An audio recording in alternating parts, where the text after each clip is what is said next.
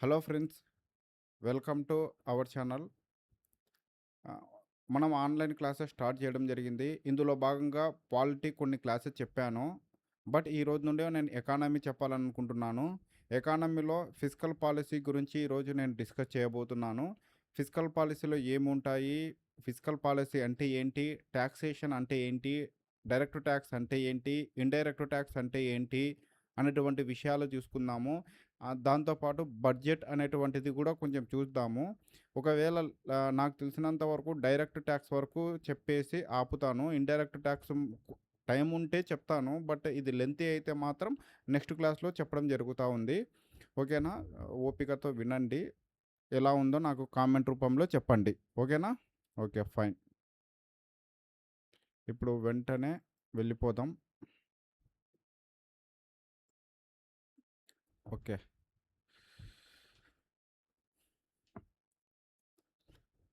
Okay friends.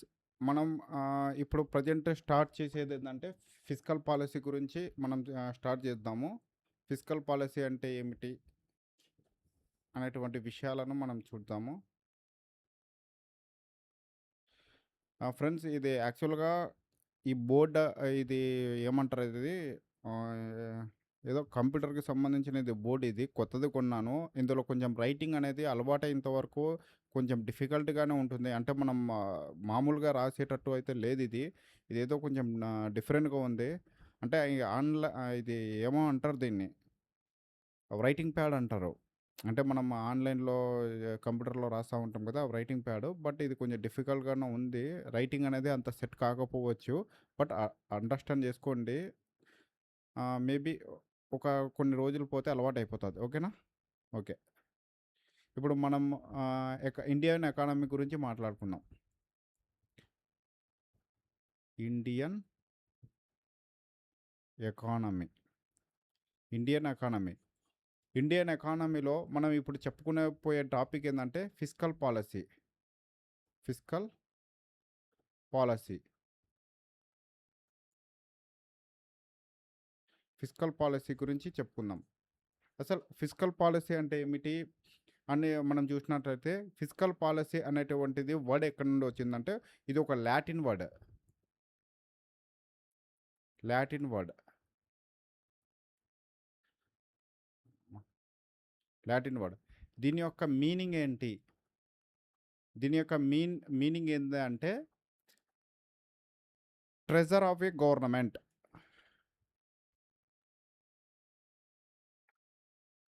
Treasure of government. Okay.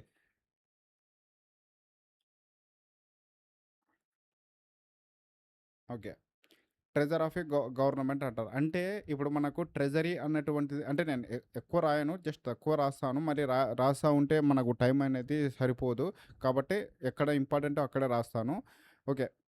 Treasure of A government అంటాం. Treasure of A government అంటే దాని యొక్క అర్థం ఏందంటే మనకు ట్రెజరీ అని ఉంది గదా! ట్రెజరీ అని ఏ విధంగా ఉంటుందో దాన్ని అదే విధంగా మనకు ట్రెజర్ అంటే మనకు తెలుగులో చెప్పాలనుకుంటే ఇది కోశం, విత్తకోశం అలా అంటాం గదా! సేమ్ అలా. అంటే నాకు తెలుగులో కొన్ని వర్డ్స్ రావు. బట్ నేను చెప్పడానికి ప్రయత్నిస్తాను. ఓకేనా? అది. ఒకవేళ సరే ఫిజికల్ పాలిసీ అన్నాము. లాటిన్ వర్డ్ ఇది ఒక ఫిజికల్ అనేది ఒక లాటిన్ వర్డ్ అన్నాము. అసలు పాలిసీ అంటే ఏంటి? అంటే యాక్చువల్‌గా మనం మనం ఒకటి గమనించాలి ఇక్కడ. ఇప్పుడు ఏదైనా మనం ఒకటి చెయ్యాలంటే ఒక పాలిసీ గావాలి. మనకి ఇండస్ట్రియల్ డెవలప్‌మెంట్ కోసం ఇండస్ట్రియల్ పాలిసీ చేసుకున్నాము. నెక్స్ట్ వచ్చి ఐటీ సెక్టర్ కోసం సంథింగ్ ఏదైనా కోసమైనా ఐటీ పాలిసీస్ చేసుకున్నాం మనము. ఐటీ పాలిసీ కూడా ఉంది. నెక్స్ట్ వచ్చేసి సైన్స్ అండ్ టెక్నాలజీ పాలిసీస్ ఉన్నాయి. ఎడ్యుకేషన్ పాలిసీస్ ఉన్నాయి. ఇన్ని పాలిసీస్ ఉన్నప్పుడు మనకు అదే విధంగా ఫిస్కల్ పాలిసీ కూడా చేయడం జరిగింది. అంటే పాలిసీ అంటే ఏందంటే ఒక డాక్యుమెంట్. అంటే ఇవి మనకు ఇవన్నీ మనం చేస్తున్నాము. ఇలా చేయడం వల్ల మనకు ఇలాంటి రిజల్ట్ వస్తుంది అని చెప్పడాన్ని ఫిజికల్ పాలిసీ అంటాం. అంటే ఒక డాక్యుమెంట్ రూపంలో గవర్నమెంట్ ప్రొడ్యూస్ చేయడం అనేది.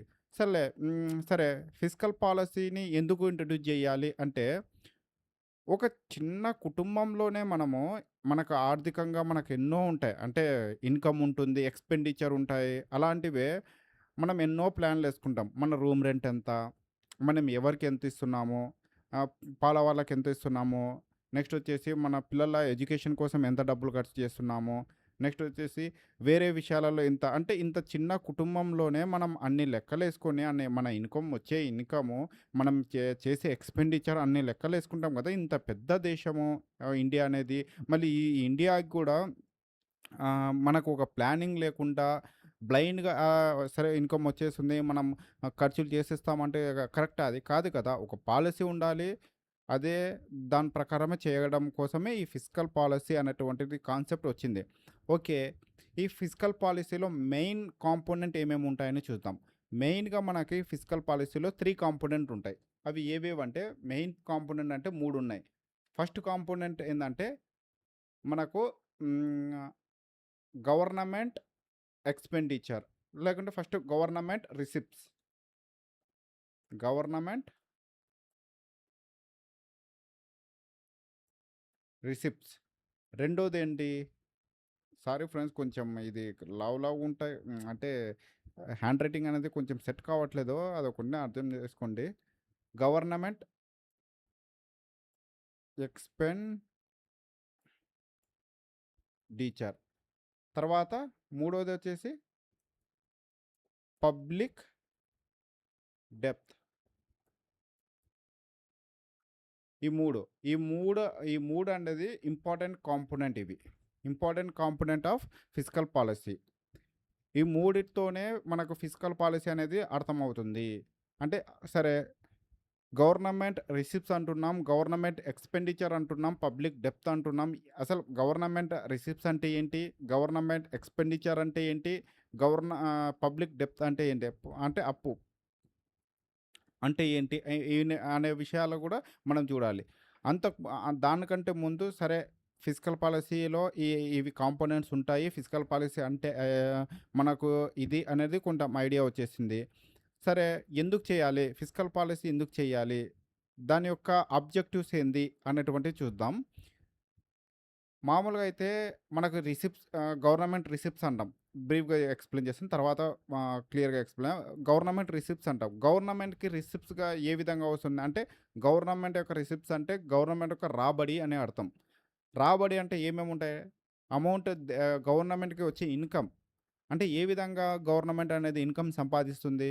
ఒక టాక్స్ రూపంలో సంపాదిస్తుంది. టాక్స్ రెవెన్యూ అంటాం దాన్ని. నాన్ టాక్స్ రెవెన్యూ అంటాం. నెక్స్ట్ వచ్చేసి నెక్స్ట్ క్యాపిటల్ రిసిప్ట్స్ అని కూడా ఉంటాయి. క్యాపిటల్ రిసిప్ట్స్‌లో కూడా మనకు లోన్ లోన్ రూపంలో అంటే రికవరీ ఆఫ్ లోన్ అంటాం గదా! మనం ఎవరికైనా లోన్‌లు ఇచ్చింటాం. ఆ రికవరీ ఆఫ్ లోన్ రూపంలో తీసుకుంటాం. తర్వాత బారోయింగ్స్ రూపంలో తీసుకుంటాం. తర్వాత ఇన్వెస్ట్‌మెంట్ రూపంలో మనం తీసుకుంటాం. అంటే ఇలా డిఫరెంట్ డిఫరెంట్ మెథడ్‌లో మనకు ఇన్‌కమ్ అనేది వస్తది. దాన్నేమంటామంటే గవర్నమెంట్ రిసిప్ట్స్ అంటాము. అదే విధంగా గవర్నమెంట్ ఎక్స్‌పెండిచర్ గూడా అంటాం. గవర్నమెంట్ ఎక్స్‌పెండిచర్ అంటే మనకు ఇన్‌కమ్ వస్తుంది. అదే విధంగా మనకు ఎక్స్‌పెండిచర్ గూడా చేయాలి గదా! దాన్నే మనం ఏమంటామంటే గవర్నమెంట్ ఎక్స్‌పెండిచర్ అంటాం. అంటే గవర్నమెంట్ ఎక్కడ ఎక్స్‌పెండిచర్ చేస్తుంది? ఎలా ఎక్స్‌పెండిచర్ చేస్తుంది? అంటే మనకు డిఫెన్స్ మీద, హెల్త్ మీద, ఎడ్యుకేషన్ మీద, గవర్నమెంట్ సర్వీసెస్ మీద అంటే గవర్నమెంట్ ఎంప్లాయీస్ ఉంటారు కదా! వాళ్ళందరి మీద ఆహ్, మనకు గవర్నమెంట్ అనేది ఎక్స్‌పెండిచర్ చేస్తుంది. అవన్నీ కూడా గవర్నమెంట్ ఎక్స్‌పెండిచర్ కిందకొస్తుంది. తర్వాత పబ్లిక్ డెబ్ట్ అంటే మనకు అప్పులు ఏమేమున్నాయి? అలాంటి విషయాలు గూడా ఇందులో ఉంటాయి. అంటే మనం బారోయింగ్ తెచ్చుకుంటాం. మనకు మనకు సర్ప్లస్ బడ్జెట్ ఉందా? లేదు గదా! డెఫిషియట్ బడ్జెటే ఉన్నాయి. అంటే బ్యాలెన్స్‌డ్ బడ్జెట్ ఉంది. డెఫిషియట్ బడ్జెట్‌కు రావాలి. అంతేగాని సర్ప్లస్ బడ్జెట్ ఉంది అనేది ఏం లేదు. బడ్జెట్ మనం తు చీ తూ చూసినప్పుడు మనకు దీని గురించి అర్థమవుతుంది. ఓకే. ఇది ప్రెజెంట్ యొక్క ఫిజికల్ పాలిసీ యొక్క సినారియో. ఫిజికల్ పాలిసీ అంటే గవర్నమెంట్ చేస్తుంది. గవర్నమెంట్‌కి సంబంధించింది. మానిటరీ పాలిసీ అంటే? మానిటరీ పాలిసీ అంటే ఆర్‌బీఐ రిలేటెడ్. అది గూడా పాలిసీ ఆర్‌బీఐ చేస్తుంది.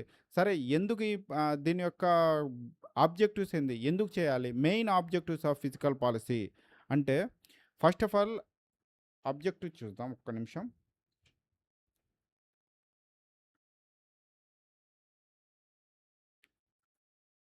ఆబ్జెక్టివ్స్ వచ్చేసి ఫస్ట్ ఆబ్జెక్టివ్ వచ్చేసి ఎకనామిక్ గ్రోత్.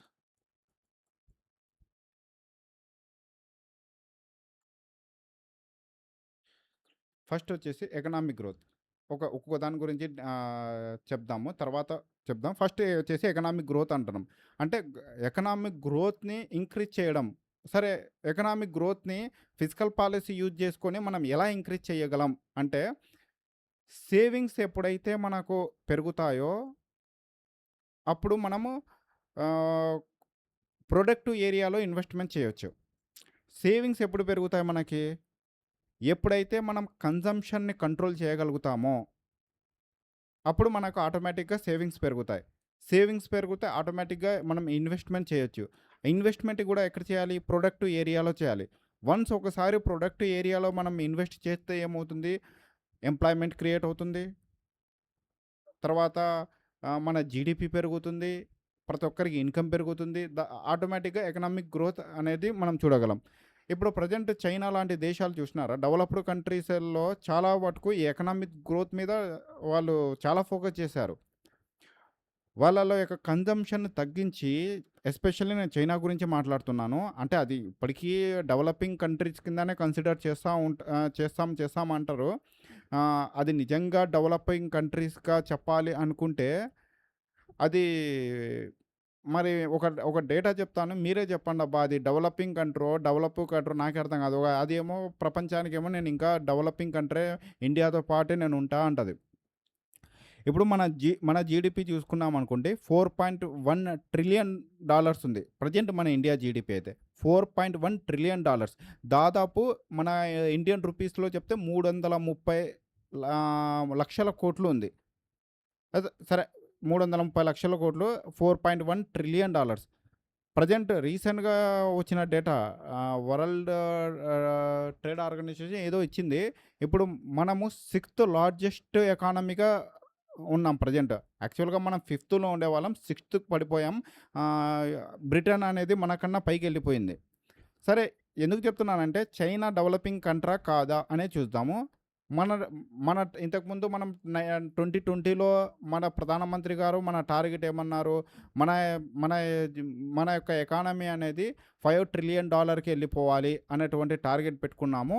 బట్ ఇప్పటికి స్టిల్ అది ఎప్పటికి 2020కే ఏమో $5 ట్రిలియన్ రీచ్ అవ్వాలి అనుకున్నాము. దాని తర్వాత 2022కి షిఫ్ట్ చేసాము. ఓకే, అది ఒక కాలేదు. ఇప్పటికి కూడా $4.1 ట్రిలియన్ గానే ఉంది. ఓకే. ఇక్కడ నెక్స్ట్ వచ్చేసి అమెరికా యొక్క ఎకానమీ ఎంత ఉందో తెలుసా? దాదాపు $30 ట్రిలియన్ ఉంది. అంటే మనది $4.1 ట్రిలియన్ మన ఎకానమీ ఉంటే, అదే అమెరికన్ ఎకానమీ ఎంత ఉంది? $30 ట్రిలియన్ వరకు ఎకానమీ ఉంది. అదే ఇప్పుడు మీ యొక్క డౌట్ అందరిది చైనా. సరే, చైనా యొక్క ఎకానమీ ఎంత ఉంది అనొచ్చు. $20 ట్రిలియన్ ఉంది చైనా యొక్క ఎకానమీ. అంటే మన ఎకానమీ వచ్చేసి $4.1 ట్రిలియన్ అయితే, చైనా ఎకానమీ $20 ట్రిలియన్ ఉంది. అంటే ఎంత హ్యూజ్ గ్యాప్ ఉంది చూడండి దీనిలో. చైనాకి, మనకి, అమెరికాకి. $30 ట్రిలియన్ ఎక్కడ? $4.1 ట్రిలియన్ ఎక్కడ? $20 ట్రిలియన్ ఎక్కడ? $4.1 ట్రిలియన్ ఎక్కడ? ఓకే, మనకంటే జర్మనీ, జపాన్ ఏవి పైన ఉన్నాయి. కానీ మనకంటే వాళ్ళవి కూడా అంతే. మనది 4.1 ఉందనుకో, వాళ్ళది 4.7, 4.5 అలానే ఉన్నాయి. అంటే వాళ్ళు మనతో దగ్గర ఉన్నాయి. మేబీ మనది థర్డ్ లార్జెస్ట్ ఎకానమీ కావచ్చు. మేబీ ఒక 5 సంవత్సరాలలో, 10 సంవత్సరాలలో. కానీ మన టార్గెట్ చైనా కదా! చైనాని మనం 20 ట్రిలియన్ వెళ్ళాలి. మనం 4 ట్రిలియన్ దగ్గర ఉన్న 10 వెళ్ళాలి, 15, 20 ఎప్పటికి వెళ్ళాలి అది? కాబట్టి మనం ఎంతసేపు ఉన్నా మన చుట్టూ ఉన్నటువంటి పాకిస్తాన్‌తో కంపేర్ చేసుకుంటాం. పాకిస్తాన్‌ది ఎంత ఉందో తెలుసా? 400 బిలియన్ ఎకానమీ వాళ్ళది. అంటే నాకు తెలిసినంత ట్రిలియన్‌లో కన్వర్ట్ చేసినామనుకో 0.4 ట్రిలియన్, అంటే ½ ట్రిలియన్ కూడా కాదు. అంటే మనది 4 ఉంది, వాళ్ళది ½ కూడా కాదు. మనం ఎంతసేపు ఉన్నా వాళ్ళతోనే కంపేర్ చేసుకుంటుంటాము. బట్ మన నిజమైన టార్గెట్ ఎవరంటే చైనా. మన ఎకానమీ చైనా ఎకానమీతో కంపేర్ చేసినప్పుడు మన మనకు మన యొక్క కండిషన్ ఎక్కడుంది అనేది తెలుస్తుంది. ఓకే. అది వేరే మ్యాటర్. దాని గురించి మనకు అవసరం లేదు. Present okay. ఎకనామిక్ గ్రోత్ గురించి చెప్తూ అలా చెప్పాల్సొచ్చింది. ఓకే. ఎకనామిక్ గ్రోత్‌లో ఇన్వెస్ట్‌మెంట్ కావాలి. సేవింగ్స్ పెరగాలి. అంటే కన్జంప్షన్ అనేది కంట్రోల్ చేయాలి. అది ఒక మెయిన్ ఆబ్జెక్టివ్ ఫిస్కల్ పాలిసీలో. ఓకే. సెకండ్ ఆబ్జెక్టివ్ ఏముంది? సెకండ్ ఆబ్జెక్టివ్ వచ్చేసి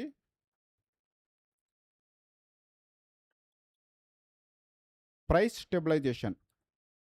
ప్రైస్ స్టేబుల్ చేయడం.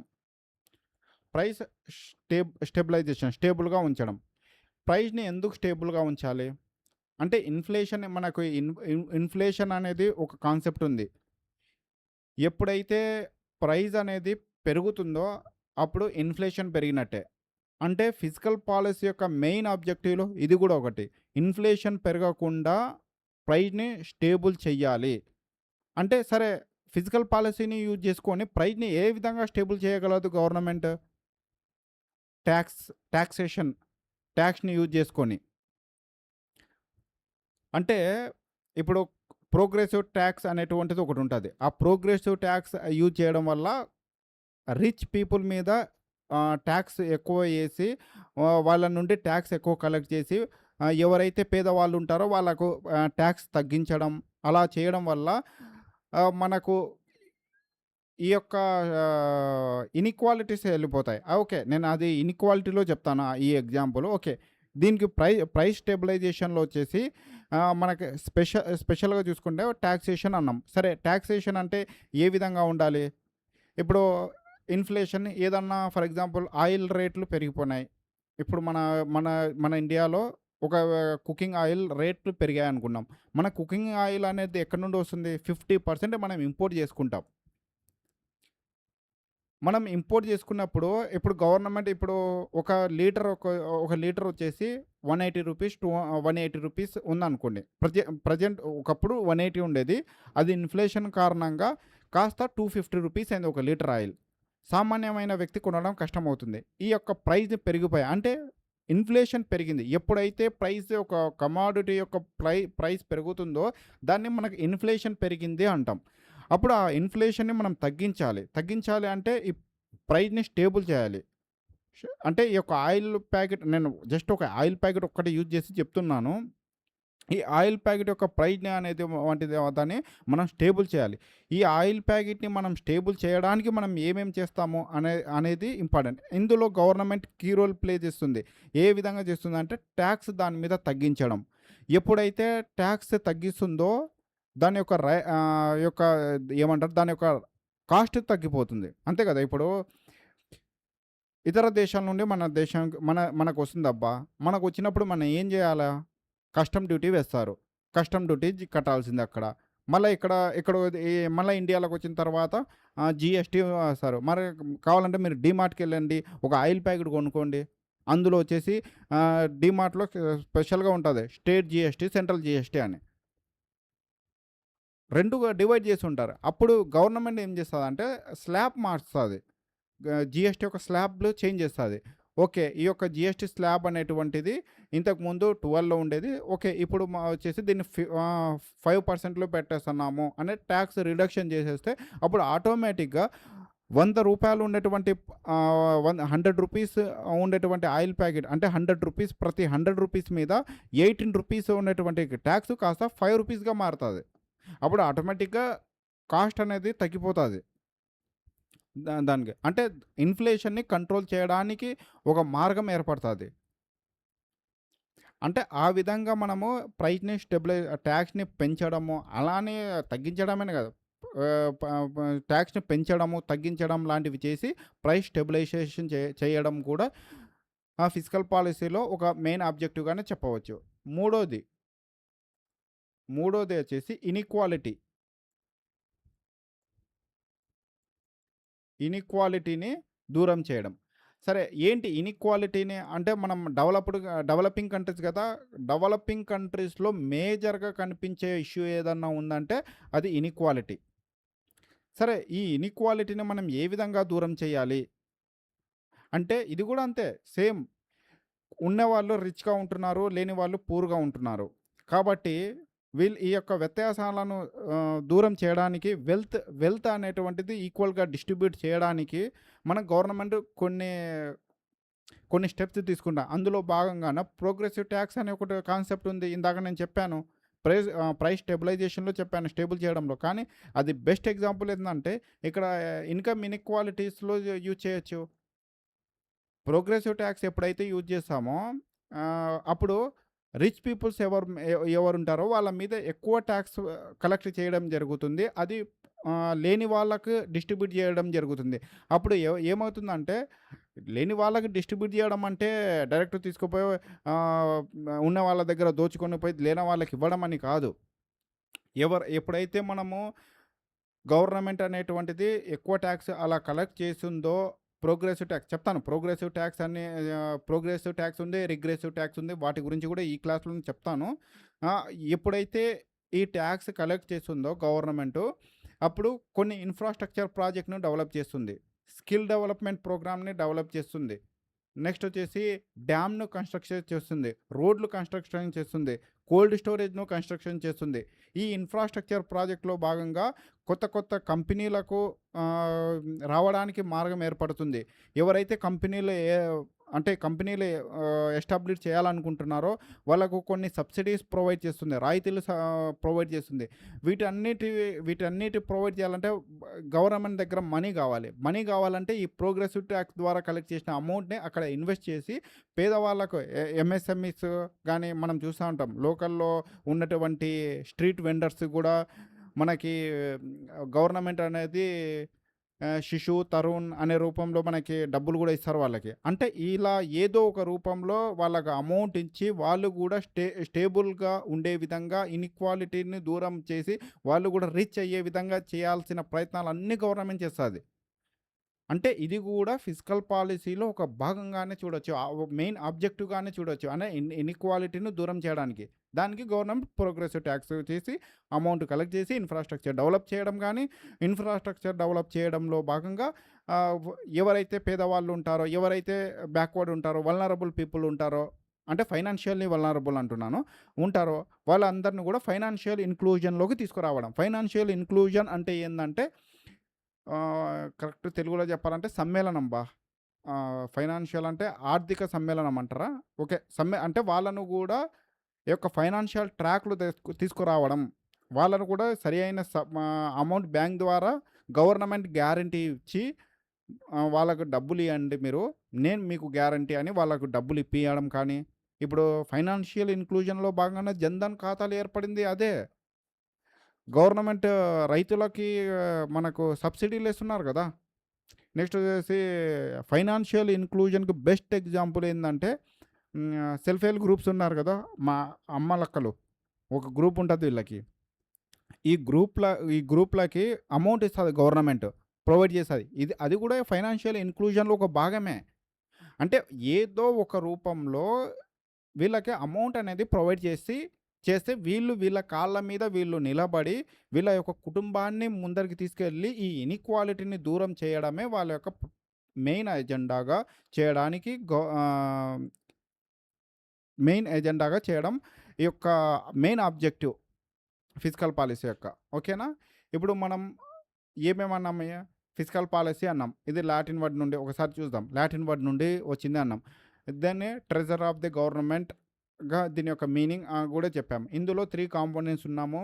గవర్నమెంట్ రిసిప్ట్స్ అన్నాము, గవర్నమెంట్ ఎక్స్‌పెండిచర్ అన్నాం, పబ్లిక్ డెప్త్ అన్నాం. దీని యొక్క నెక్స్ట్ వచ్చేసి దీని యొక్క ఆబ్జెక్టివ్స్ గూడా మాట్లాడాం. ఆ ఆబ్జెక్టివ్స్ అంటే ఎకనామిక్ గ్రోత్. ఎకనామిక్ గ్రోత్ అంటే ఏంటో కూడా మనం చర్చించడం జరిగింది. తర్వాత ప్రైస్ స్టెబిలైజేషన్ అంటే ఇన్‌ఫ్లేషన్‌ని ఏ విధంగా కంట్రోల్ చేయగలదు అనే వాటి విషయాలను గూడా మనం చర్చించడం జరిగింది. తర్వాత ఇన్‌ఈక్వాలిటీ మనం ఏ విధంగా దూరం చేయొచ్చు అనే విషయాలను గూడా మనం చెప్పడం జరిగింది.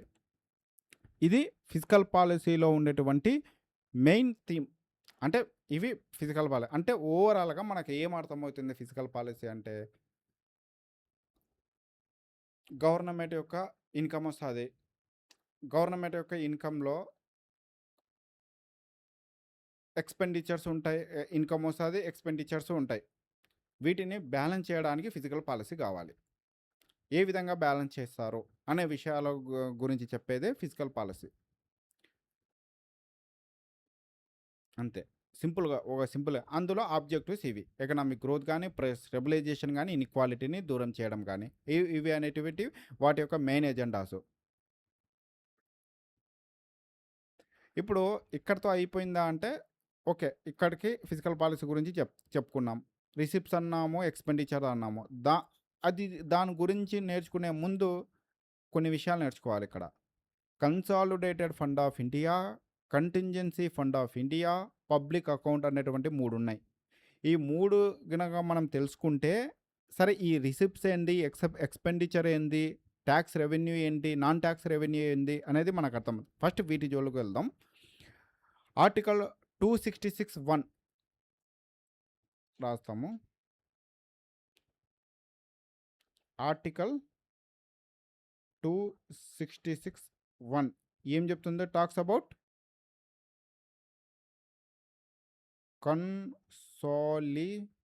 కన్సాలిడేటెడ్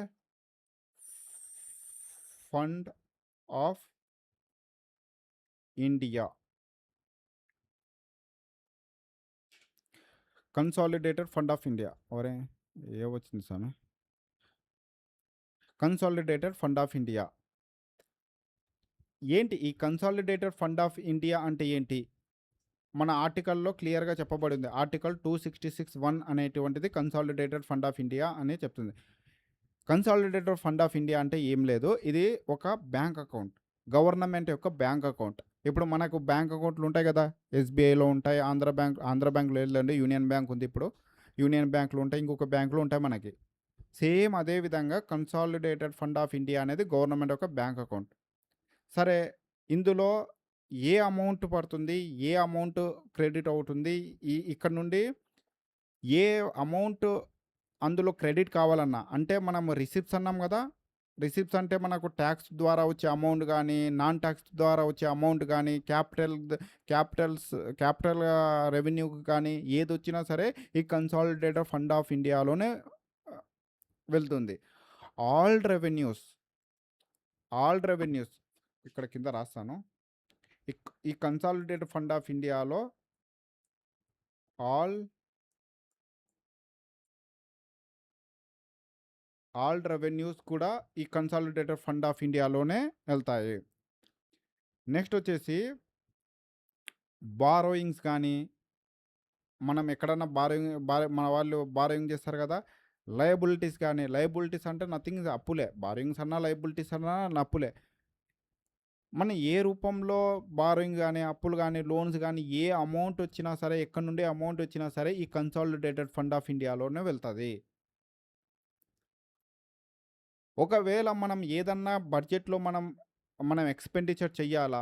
హెల్త్ మీద చెయ్యాలా? ఎడ్యుకేషన్ మీద చెయ్యాలా? నెక్స్ట్ వచ్చేసి మనకు day to day activities administration కావాలి గదా! స్కీమ్స్ కోసం కావాలి గదా! రైతులకి ఫసల్ బీమా యోజన కోసం కావాలి గదా! ఫార్మింగ్ కోసం దానికోసం కావాలన్నా సరే, ఈ యొక్క కన్సాలిడేటెడ్ ఫండ్ ఆఫ్ ఇండియా నుండే అమౌంట్ విత్‌డ్రా చెయ్యాలి. In case consolidated fund of India నుండి విత్‌డ్రా చెయ్యాలంటే ఖచ్చితంగా పార్లమెంట్ అప్రూవల్ కావాలి. అందుకే కదా ఓటాన్ అకౌంట్ పెడతాము, మన బడ్జెట్ సమావేశాలు పెడతాము, మాకు ఇన్ని కోట్లు కావాలంటాము. అందులో క్వశ్చన్లు అడుగుతారు. మీకు ఇన్ని కోట్లు ఎందుకు కావాలి అంటారు. దీనికి ఇంత ఖర్చు చేస్తున్నాం, అంత ఖర్చు చేస్తున్నాం. ఈ ఈ ఈ యొక్క బడ్జెట్‌లో మేము ఈ స్కీమ్స్ మొదలు పెడుతున్నాం, ఆ స్కీమ్స్ మొదలు పెడుతున్నాం అనేటువంటివి చెప్పేసి మనం బడ్జెట్ పెట్టేసి మనకు కావాల్సినటువంటి రెవెన్యూ మనం తీసుకుంటా ఉంటాము. అంటే ఇక్కడ మనకు అమౌంట్ వెళ్ళాలన్నా కన్సాలిడేటెడ్ ఫండ్ ఆఫ్ ఇండియాకి వెళ్తుంది. అందులోనే డ్రా చేయాలన్నా కన్సాలిడేట్ ఆఫ్ ఇండియా నుండి పార్లమెంట్ అప్రూవల్ కావాలని తెలిసిపోయింది. సరే, ఇప్పుడు ఇంకా అది వేరే మ్యాటర్. నిజంగా వాళ్ళు ఖర్చు చేశారా లేదా అనేది పబ్లిక్ అకౌంట్ కమిటీ ఉంటది. అది స్టడీ చేస్తది. దాని తర్వాత అది పార్లమెంట్‌కి సబ్మిట్ చేస్తది. వాళ్ళు అందరూ చూస్తారా, అది మనం తర్వాత చర్చిద్దాం. అది ఒక పెద్ద టాపికు.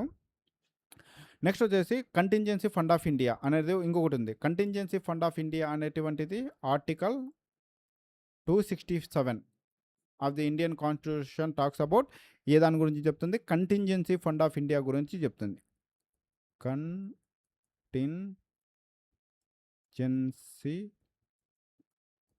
ఫండ్ ఆఫ్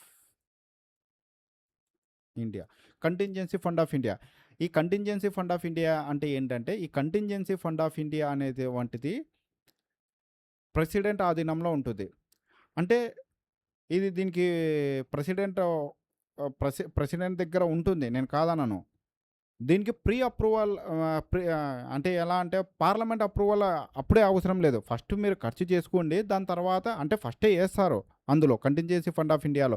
దాని తర్వాత ఎనీ ఎమర్జెన్సీ సిట్యుయేషన్ వచ్చినప్పుడు ఈ కంటింజెన్సీ ఫండ్ ఆఫ్ ఇండియా నుండి తీసుకుంటారు. అంటే ఇది ఎమర్జెన్సీ ఫండ్ అబ్బా! కరెక్ట్‌గా చెప్పాలంటే. కంటింజెన్సీ, ఎమర్జెన్సీ ఫండ్ అంటాం అనొచ్చు. అంటే ఈ ఎమర్జెన్సీ ఫండ్ కంటింజెన్సీ ఫండ్‌లో నుండి ఎమర్జెన్సీ ఫండ్‌లో నుండి ఏదన్నా అనుకోని పరిస్థితులొస్తాయి. ఇప్పుడు ఇంత పెద్ద దేశము ఫ్లడ్సో, ఎర్త్‌క్వేక్సో, ఇంకా ఏదన్నా సైక్లోన్స్ వచ్చినప్పుడు వెంటనే డబ్బు కావాలంటే పార్లమెంట్ పెట్టండబ్బా! ఇప్పుడు మాకు డబ్బులు కావాలా? కన్సాలిడేటెడ్ ఫండ్ ఆఫ్ ఇండియా నుండి డబ్బులు ఇమ్మంటే అక్కడ ఉన్నటువంటి పెద్దలు ఏం చెప్తారు? అన్న పార్లమెంట్ అప్రూవల్ కావాలి. ఆల్రెడీ అప్పుడు ఇచ్చింది. ఇప్పుడు ఇవ్వలేము అనేస్తారు. అప్పుడు మళ్ళా అందరిని పిలిసి, మళ్ళా పెట్టేసి మొత్తం చేసేమో పుణ్యకాలం పోతదది. కాబట్టి అప్పటికప్పుడు వితిన్ స్పాన్ ఆఫ్ టైంలో ఒక 300,00,00,000 400,00,00,000 కావాలి. ఎందుకంటే ఇమ్మీడియేట్‌గా రిలీఫ్ యాక్టివిటీస్ చేయాలక్కడ ఎళ్లి వచ్చిన చోట. ఏదైనా పాండమిక్ వచ్చింది. అటువంటి కండిషన్‌లో వెంటనే మనం రియాక్ట్ కావాలి కదా! వెంటనే ఏం చేస్తా అంటే ప్రెసిడెంట్ దగ్గర పీఎం, క్యాబినెట్ మినిస్టర్స్ ఉంటారు. తర్వాత వీళ్ళు పోయి ప్రెసిడెంట్‌ని కలిసి ప్రెసిడెంట్ భయ్ మాకు కొంచెం ఇట్లా పాండమిక్ వచ్చింది. లేదంటే సంథింగ్ ఏదో ఫ్లడ్స్ వచ్చినాయి. మాకు ఇలా అమౌంట్ కావాలి. ఒక 300,00,00,000 కావాలి ఈ భయ్ అంటారు. అప్పుడు మన ప్రెసిడెంట్ ఏం చేస్తాడు? సరే నాయన తీసుకోపోండి అంటారు. అప్పుడు మన ప్రెసిడెంట్ దగ్గర ఇంటర్నెట్ బ్యాంకింగ్ పెట్టుకొని కంటింజెన్సీ అంటే అది కూడా బ్యాంక్ అకౌంట్ మాదిరే. నెట్ బ్యాంకింగ్ అని మన ఎస్బీఐ మాదిరి ఉంటుంది కదా! నెట్ బ్యాంకింగ్ ఓపెన్ చేసి ఓకే. మన అకౌంట్‌లో ఇంత ఉందా అలా ఏం చెక్ చేసుకుంటూ కూర్చోడు. ఆ బాధ్యత ఎవరికి ఇస్తాడంటే ఫైనాన్స్ సెక్రటరీ ఉంటాడు. ఇది ఇంపార్టెంట్ బిట్ ఇది. ఫైనాన్స్ సెక్రటరీ ఈ యొక్క ఫండ్‌ని చూస్తా ఉంటాడు. అంటే చూసి ఎంత ఉంది? ఏం కథ? ఎవరు అంటే ప్రెసిడెంట్ చెప్తాడు. ఫైనాన్స్ సెక్రటరీ పీఎం వాళ్ళొస్తారు. ఒక బొచ్చ పట్టుకొనొస్తారు. ఆ బొచ్చలో ఒక 300 ఏసి పంపించేసేయి. తర్వాత వాళ్ళు లెక్క చెప్తారులే తర్వాత చూసుకుందాం అంటారు. అట్లా వాళ్ళు వస్తారు. వాళ్ళు తీసుకుంటారు. తీసుకొని ఎళ్ళిపోయి అక్కడ ఖర్చు చేసుకుంటారు. అది contingency fund of India. Consolidated fund of India చెప్పాను. కంటింజెన్సీ ఫండ్ ఆఫ్ ఇండియా చేస్తాను. ఇప్పుడు పబ్లిక్ అకౌంట్ అనేది మూడోదుంది. ఇది కూడా రాద్దాం. Article 266/2 of Indian constitution talks about public account. Public account. Public account. అంటే ఇది ఏంటంటే పబ్లిక్ అంటే మన అకౌంట్ ఇది. అంటే నా అకౌంట్ ఏం కాదులేండి. ఇప్పుడు గవర్నమెంట్ ఆఫీసర్స్ ఎవరున్నారో వాళ్ళకు అమౌంట్ అనేది కట్ అవుతుంది. అది పీఎఫ్ఓ ఏదో కట్ అవుతావుగా ఆ అమౌంట్ గానీ, స్మాల్ సేవింగ్స్ అనేటువంటి మనకి ఆర్‌డీ అని చాలామంది ఉమెన్స్ కడతా ఉంటారు. రికరింగ్ డిపాజిట్ అని ఆర్‌డీ అని. అంటే ఎస్పెషల్లీ బ్యాంక్‌లో కట్టే ఆర్‌డీ కాదండి. ఇక్కడ ఇక్కడ వెయ్యి మనకు పోస్ట్ ఆఫీస్‌లో ఆర్‌డీ కడతా ఉంటారు కదా! ఆ! ఆ యొక్క ఆర్‌డీ, రికరింగ్ డిపాజిట్ అలాంటి అమౌంట్ గానీ, స్మాల్ సేవింగ్స్ రూపంలో తర్వాత గవర్నమెంట్ కలెక్ట్ చేస్తా ఉంటది అమౌంట్. ఏదో ఒక పేరుతో. అంటే మీకు ఇన్సూరెన్స్ ప్రొవైడ్ చేస్తాం రా భయ్! ఫస్ట్ డబ్బులు కట్టండి. నెలకొక 300 కట్టండి. సంవత్సరానికి 5,000 కట్టండి. మీకు 60 సంవత్సరాల తర్వాత ప్రతి నెల మీకు పెన్షన్ రూపంలో ఒక 5,000 నెలకు 5,000 అట్లా ప్రొవైడ్ చేస్తాము ప్రతి నెల అని అలా చెప్తారు. అలాంటి అమౌంట్ గానీ, ఇలా ప్రతి అమౌంట్ కానీ అంటే మనం పబ్లిక్ కట్టే ప్రతి అమౌంట్ అనేటువంటిది అది ఈ పబ్లిక్ అకౌంట్‌లో ఎళ్తది. ఈ పబ్లిక్ అకౌంట్ అనేది గవర్నమెంట్‌దా? కాదు. జస్ట్ గవర్నమెంట్ దగ్గర ఉంటదంతే. కరెక్ట్‌గా చెప్పాలంటే నా బ్యాంక్ అకౌంట్ ఉందబ్బా! నా బ్యాంకు ఎస్‌బీఐ బ్యాంకు. నా డబ్బులొచ్చేసి ఎస్‌బీఐ బ్యాంక్‌లో ఎఫ్‌డి చేస్తాననుకో. అందులో ఉంటాయి. నేను ఎప్పుడు అడిగితే నాకప్పుడు ఇవ్వాలి ఆ డబ్బులు. ఎస్‌బీఐ బ్యాంక్‌కి పోయి అడుగుతాను. భయ్ నాకింకా ఎఫ్‌డి కట్టాను గదా! నాకయిపోయింది. మెచ్యూరిటీ అయిపోయింది. నా అమౌంట్ నాకిచ్చేసేయి అంటే, అప్పుడు ఈ ఎస్‌బీఐ వోడు ఏం చేస్తాడంటే, తీసుకురా భయ్ నీ అమౌంట్‌ని తీసుకొని ఇచ్చేస్తాడు. సేమ్ అదే విధంగా మన ఇండియన్స్ కూడా ఈ పబ్లిక్ అకౌంట్‌లో ఇన్వెస్ట్ చేస్తారు. ఏదో ఒక రూపంలో. ఆ అమౌంటు గవర్నమెంట్ యూజ్ చేసుకోవచ్చు. ఇప్పుడు క్వెషన్ ఏందంటే, ఈ యొక్క అమౌంట్‌కి పార్లమెంట్ అప్రూవల్ కావాలనా లేదా? పార్లమెంట్ అప్రూవల్ అవసరం లేదు. డైరెక్ట్ యూజ్ చేసుకోవచ్చు ఈ అమౌంట్ అనేది. మళ్ళా ఎంత ఖర్చు చేసుకున్నామో అంత మూసుకొని ఎయాలి. ఎక్కడి నుండేస్తారు? ఇప్పుడు ఇందులో నుండి తీసుకున్నారు సరే ఒక 1000,00,00,000 తీసుకున్నారు. సర్లే రబ్బయ్య అని. అప్పుడు పార్లమెంట్ దగ్గర ఇందులోను తీసుకున్న గవర్నమెంటు ఏమన్నా మన పీఎం వాళ్ళ జోబులో నుండి తీసి నేను తీసుకున్నాను కాబట్టి 1000 కోట్లు ఇందులో ఏస్తానని ఏస్తారా? కాదు గదా! కన్సాలిడేటెడ్ ఇప్పుడు మళ్ళా ఎక్కడ బడ్జెట్ పెట్టాలి. బడ్జెట్‌లో పోయినప్పుడు చెప్తారు. 1000 కోట్లు కావాలి అంటారు. ఎందుకు అంటారు. అంటే పార్లమెంట్‌లో ఆబ్వియస్‌గా మెంబర్స్ అడుగుతారు. ఎందుకు అంటారు. లేదు భయ్ ఇట్లా పబ్లిక్ అకౌంట్ నుండి నేను 1000 కోట్లు తీశాను. అందుకు దాంట్లో వెయ్యాలి అంటారు. ఎందుకు తీసావు అని అప్పుడు క్వెషన్ అడుగుతారు. అంటే సో అండ్ సో రీజన్ కోసం 1000 కోట్లు తీయాల్సొస్తుంది. అంటే అప్పుడు వాళ్ళకు జవాబిస్తే అప్పుడు కన్సాలిడేటెడ్ ఫండ్ ఆఫ్ ఇండియా నుండి తీసుకొచ్చి పబ్లిక్ అకౌంట్‌లో అప్పుడు ఏసుకోవచ్చు వాళ్ళు. అట్లా ట్రాన్స్‌ఫర్ చేసుకుంటారు వాళ్ళు. అంతేగాని పబ్లిక్ అకౌంట్‌లో నుండి వెంటనే తీయాలంటే పార్లమెంట్ అప్రూవల్ కావాలి అంటే ఏం అవసరం లేదు. ప్రశాంతంగా తీసుకోవచ్చు. వాళ్ళకి ఇష్టం వచ్చినంత ఖర్చు చేసుకోవచ్చు. అంటే ఏమన్నా లిమిటేషన్స్ ఉన్నాయేమో ఐ డోంట్ నో. ఇప్పటి వరకైతే తీసుకోవచ్చు. ఎలాంటి పార్లమెంట్ అప్రూవల్ అయితే అవసరం లేదు. ఇది consolidated fund of India, contingency fund of India, public account. ఈ 3 మనకు అర్థమైతేనే మనకు ఈ యొక్క టాక్సేషన్ అనేటువంటిది అర్థమవుతుంది. ఓకే. ఇప్పుడు మనకు గవర్నమెంట్ రిసిప్ట్స్ అనేటువంటివి చూద్దాం.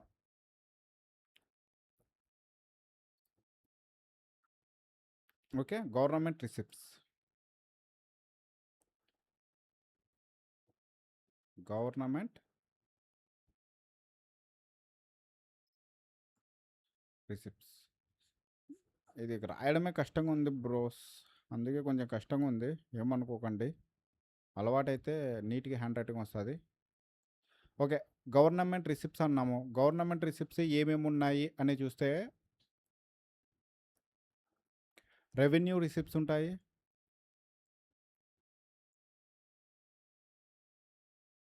రిస్ రిసిప్ట్స్, క్యాపిటల్ రిసిప్ట్స్.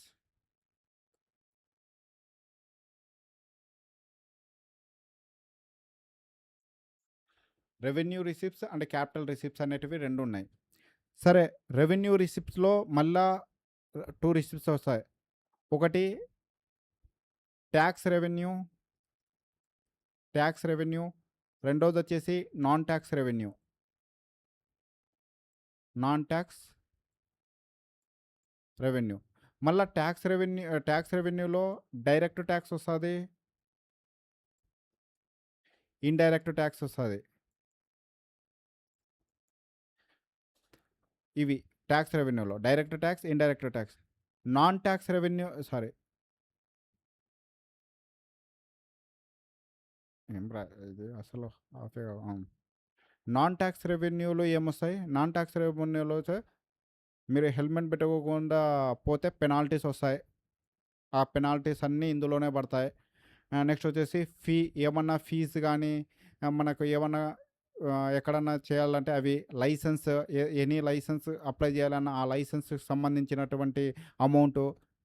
అంటే ట్యాక్స్ కాకుండా ప్రతిదీ ఏదన్నా ఉంటే అది పెనాల్టీ కానీ ఫీజు కానీ లైసెన్స్ కానీ ఏదన్నా ఉంటే అందులో పోతాయి. ఈ ట్యాక్స్ అనేటువంటివి ఇవి అనేటువంటివి ఈ రెవెన్యూ రిసిప్ట్స్ అనేటివి రికరింగ్ ఇన్ నేచర్ ఉంటాయి.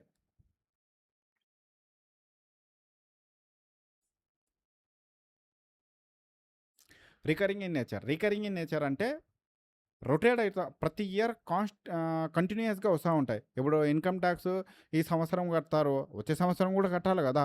అంటే ప్రజలు మారవచ్చు, కట్టేవాళ్ళు అటు ఇటు కావచ్చు. బట్ ఖచ్చితంగా ట్యాక్స్ అనేది ఒక సంవత్సరం పెరగవచ్చు తగ్గవచ్చు. బట్ కంపల్సరీ ట్యాక్స్ పే చేయాల్సిందే.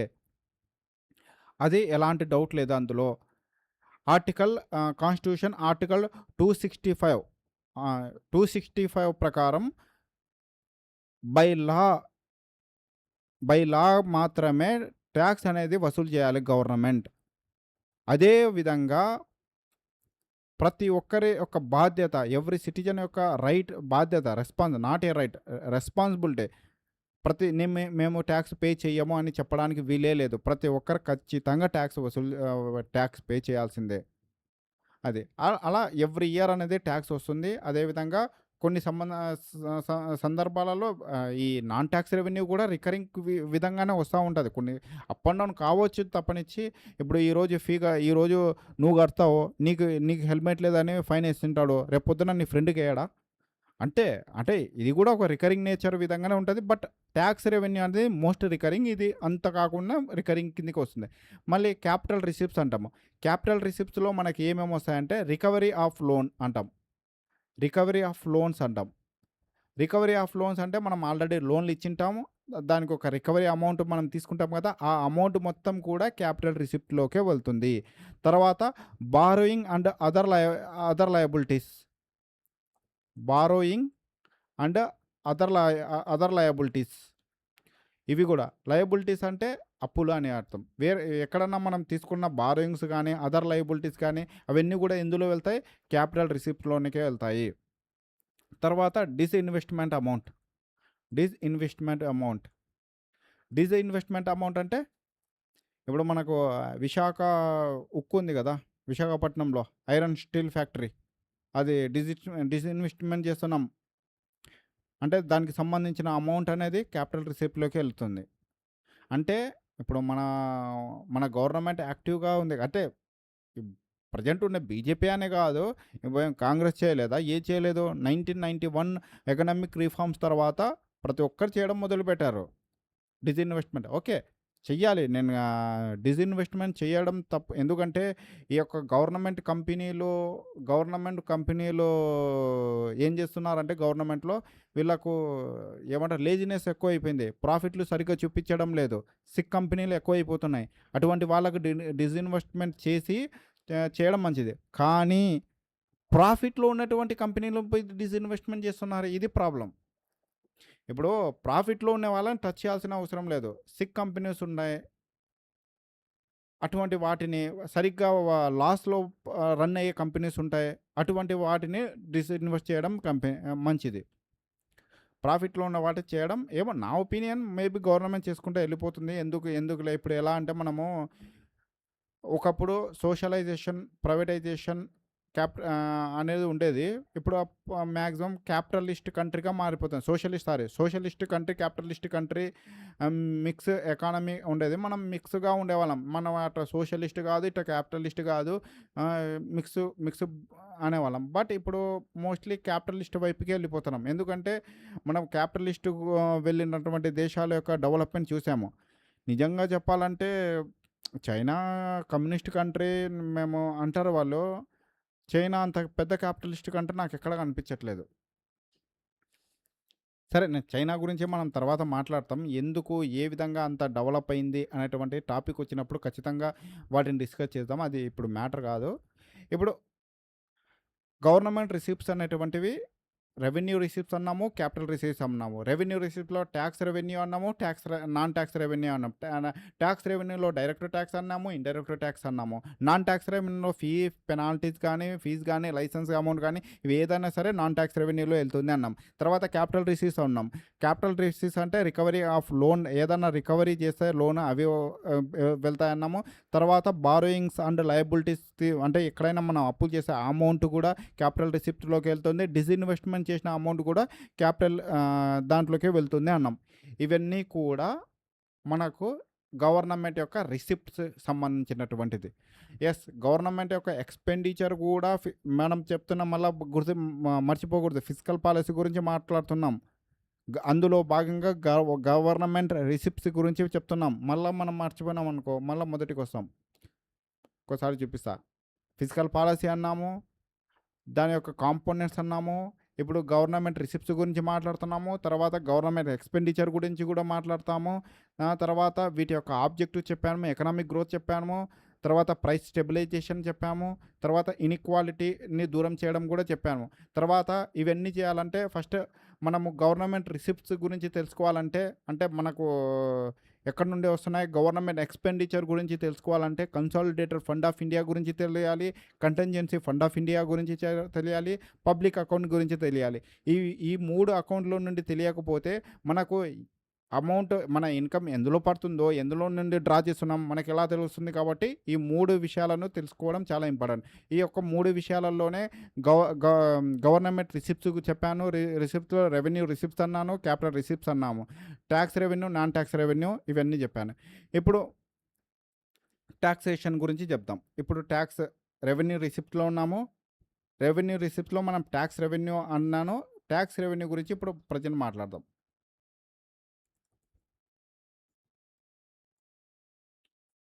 టాక్స్ గురించి మాట్లాడదాం. టాక్స్ అనేటువంటిది ఒక కంపల్సరీ పేమెంట్. ఇందాక నేను చెప్పాను కదా! నేను కట్టాను అనేటువంటి డినై చేయడానికి ఎవరికీ వీల్లేదు. ప్రతి ఒక్కరు టాక్స్ కట్టాల్సిందే. ఆర్టికల్ ఒకసారి ఆర్టికల్ రాద్దాం. ఆర్టికల్ 265 ప్రకారం బై లా మాత్రమే గవర్నమెంట్ టాక్స్ కలెక్ట్ చెయ్యాలి.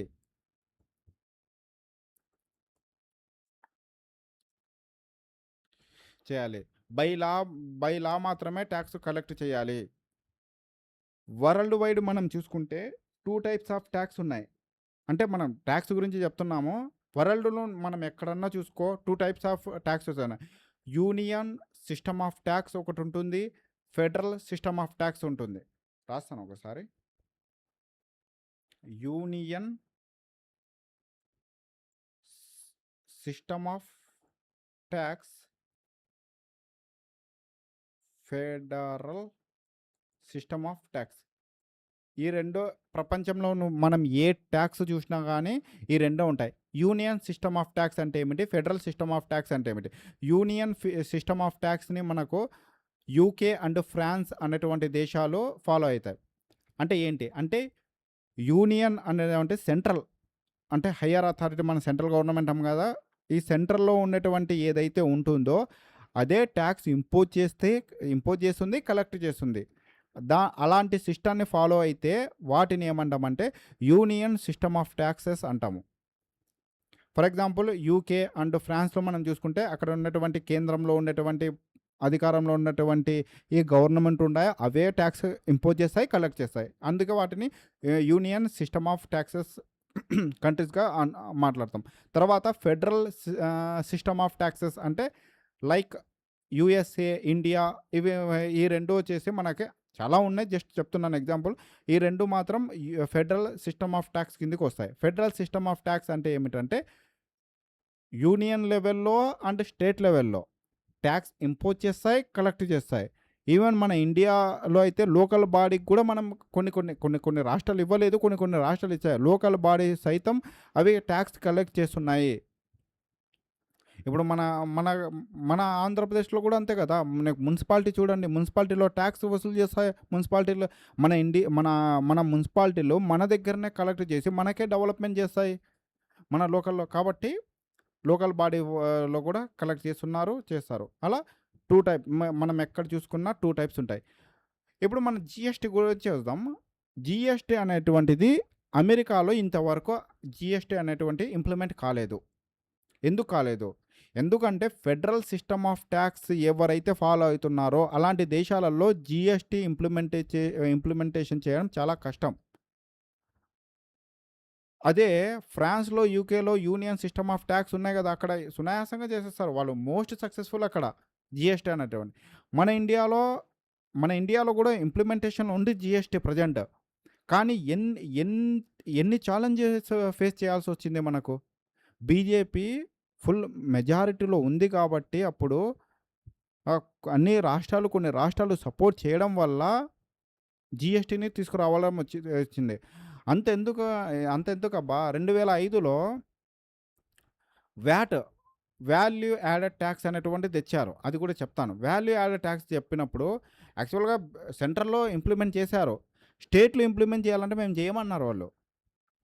అంటే వాల్యూ యాడెడ్ ట్యాక్స్ అంటే ఏంటంటే, జస్ట్ బ్రీఫ్గా చెప్తాను. వాల్యూ యాడెడ్ ట్యాక్స్ అంటే ఇప్పుడు ఏదైనా ఒక వస్తువు మీద ట్యాక్స్ ఆన్ ట్యాక్స్ అంటే క్యాస్కేడింగ్ సిస్టమ్ అంటాము. అంటే ఒక వస్తువును 2-3 సార్లు ట్యాక్సులు వేస్తుంటారు. దాన్ని కట్ చేసి జస్ట్ ఒక వస్తువు వాల్యూ ఏదైతే మీరు యాడ్ చేశారో దాని మీద మాత్రమే ట్యాక్స్ వేసి దాన్ని మాత్రమే వసూలు చెయ్యండి అని చెప్పేది ఏంటంటే ఈ వ్యాట్ చెప్తుంది. అది సెంట్రల్‌లో ఇంప్లిమెంట్ చేశారు. స్టేట్‌లో ఇంప్లిమెంట్ చేయండ్రా అంటే వీళ్ళు చేయమన్నారు. అప్పుడు ఎంతో ప్రెజర్ చేసి ఎన్నెన్నో చెప్పి లేదండి మీకు ఇవి వస్తాయి, అవి వస్తాయిరా భయ్ అంటే అప్పుడు చేసినారు ఈళ్ళు. అలా వ్యాట్ గురించి అలా మనకు కూడా జీఎస్టీ చేయడం కూడా చాలా ఛాలెంజెస్‌తో మనం ఫేస్ చేసాము. అది ఆర్టికల్ 265 బై లా మాత్రమే చేయాలి. యూనియన్ సిస్టమ్ ఆఫ్ టాక్స్ ఉంటది. ఫెడరల్ సిస్టమ్ ఆఫ్ టాక్స్ అనేటువంటివి 2 ఉంటాయి. ఓకే. ఓకే. మొత్తం తుడిపేద్దాం ఇది. ఓకే. టాక్సేషన్. హ్మ్. ఓకే. టాక్స్ గురించి మాట్లాడుతున్నాము. టాక్స్. ఈ అసలు ఓకే. టాక్స్ 265 అన్నాము. ఇవన్నీ చెప్పేసాము. సరే ఇప్పుడు మనకు ప్రోగ్రెసివ్ టాక్స్ మెయిన్‌గా 2 టైప్స్‌లో ఉంటాయి. ఒకటి ప్రోగ్రెసివ్ టాక్స్ ఉంటాయి. ఒకటి రిగ్రెసివ్ టాక్స్ ఉంటాయి. Progressive tax. రెండోదొచ్చేసి రిగ్రెసివ్ టాక్స్. ఏంటి ప్రోగ్రెసివ్ టాక్స్ అంటే ఏమిటి? రిగ్రెసివ్ టాక్స్ అంటే ఏమిటి? అసలు ప్రోగ్రెసివ్ టాక్స్‌లో ఏమొస్తాయి? రిగ్రెసివ్ టాక్స్‌లో ఏమొస్తాయి చూద్దాం. ప్రోగ్రెసివ్ టాక్స్ అంటే అది రిచ్ పీపుల్ మీద ఏసే టాక్స్‌గా మనం చెప్పవచ్చు. For example income tax. All direct mostly చాలా వరకు డైరెక్ట్ టాక్స్‌లన్నీ ప్రోగ్రెసివ్ టాక్స్ కిందకే మనం చెప్పవచ్చు. ఇన్‌కమ్ టాక్స్ ఉంది. ఇన్‌కమ్ టాక్స్ కూడా ప్రోగ్రెసివ్ టాక్సే. ఒకవేళ అంటే ఇది పేదవాళ్ళ మీద పడదా అంటే ఇన్‌కమ్ టాక్స్ పేదవాళ్ళ మీద ఎట్ట పడతది? ఎవరైతే డబ్బులుంటారో వాళ్ళ మీదనే ఇన్‌కమ్ టాక్స్ పడతది. అంటే ఈ యొక్క ప్రోగ్రెసివ్ టాక్స్‌ని యూజ్ చేసుకొని గవర్నమెంట్ ఏం చేస్తదంటే రెవెన్యూ కలెక్ట్ చేస్తది. అది ఇనిక్వాలిటీని ఇందాక మనం చెప్పాం కదా! ఇనిక్వాలిటీ దూరం చేయడానికి ఇదొక కూడా ప్రోగ్రెసివ్ టాక్స్ సిస్టమ్ అనేది మనం ఎక్కువ డెవలప్ చేయాలి అనేటువంటిది. సరే డైరెక్ట్ టాక్సా కార్పొరేట్ టాక్స్ గానీ, ఇన్‌కమ్ టాక్స్ గానీ ఇవన్నీ కూడా ప్రోగ్రెసివ్ టాక్స్ కిందకే వస్తాయి. తర్వాత రిగ్రెసివ్ టాక్స్ అన్నాం. రిగ్రెసివ్ టాక్స్ అంటే ఇవి అందరి మీద పడతాయి. వీటి యొక్క బర్డెన్ ఎక్కువ ఎవరి మీద పడుతుందంటే పేదవాళ్ళ మీద ఎక్కువ బర్డెన్ ఉంటది. అందుకే రిగ్రెసివ్ టాక్స్‌ని అనేది గవర్నమెంట్ ఎక్కువ ఎంకరేజ్ చేయకూడదు. ఫర్ ఎగ్జాంపుల్ రిగ్రెసివ్ టాక్స్‌కి బెస్ట్ ఎగ్జాంపుల్ చెప్పాలంటే ఇప్పుడు మనం డీమార్ట్‌కెళ్తాం. డీమార్ట్‌కెళ్ళినప్పుడు అక్కడ బాగా డబ్బున్నోడొస్తాడు. Middle class వాడొస్తాడు. పేదవాడు వస్తాడు. ఒకవేళ డబ్బున్నోడికి ఏమన్నా టాక్స్ ఎక్కువ తీసుకుంటారా? "బయ్ నువ్వు డబ్బున్నోడురా నాయనా కాబట్టి డీమార్ట్‌కొచ్చినావు. కిలో చక్కెర మీద పేదవాళ్ళు రూ. 5 కడితే నువ్వు రూ. 10 కట్టు" అంటామా? అనం గదా! అందరికి ఒకే టాక్స్ ఉంటదక్కడ. పేదవాడు రాని, ధనికుడు రాని, ఎవడైనా రాని same talks, same bill, same కట్టుకొని తీసుకోపో. దానికి భేదాలేముండవు. అంటే ఈ రిగ్రెసివ్ టాక్స్ అనేది ఏం చెప్తుంది? యూనిఫార్మ్ అందరూ ఒకే విధంగా ఏసేస్తారు వీళ్ళు. అప్పుడు ఇది ఎవరి మీద ఎక్కువ బర్డెన్ పడుతుందంటే పేదవాళ్ళ మీద ఎక్కువ బర్డెన్ పడుతుంది. అంటే గవర్నమెంట్ అనేటువంటిది ఏం చేయాలంటే ప్రోగ్రెసివ్ టాక్స్ మీద ఎక్కువ కాన్సంట్రేషన్ చేసి వాటి మీద ఎక్కువ కలెక్ట్ చేసి రిగ్రెసివ్ టాక్స్‌ని కంట్రోల్ చేయడం వల్ల పేదవాళ్ళకి హెల్ప్ అవుతుంది అనేటువంటి ఆలోచన కొన్ని ఎకనామిస్టులు చెప్తారు. ఇది progressive tax and regressive ah, దానికి సంబంధించింది. Okay friends. నేను కొంచెం water తాగొస్తాను.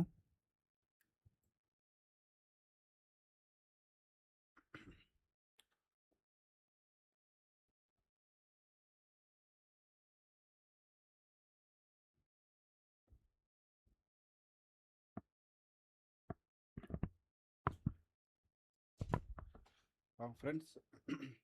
Okay. Okay friends.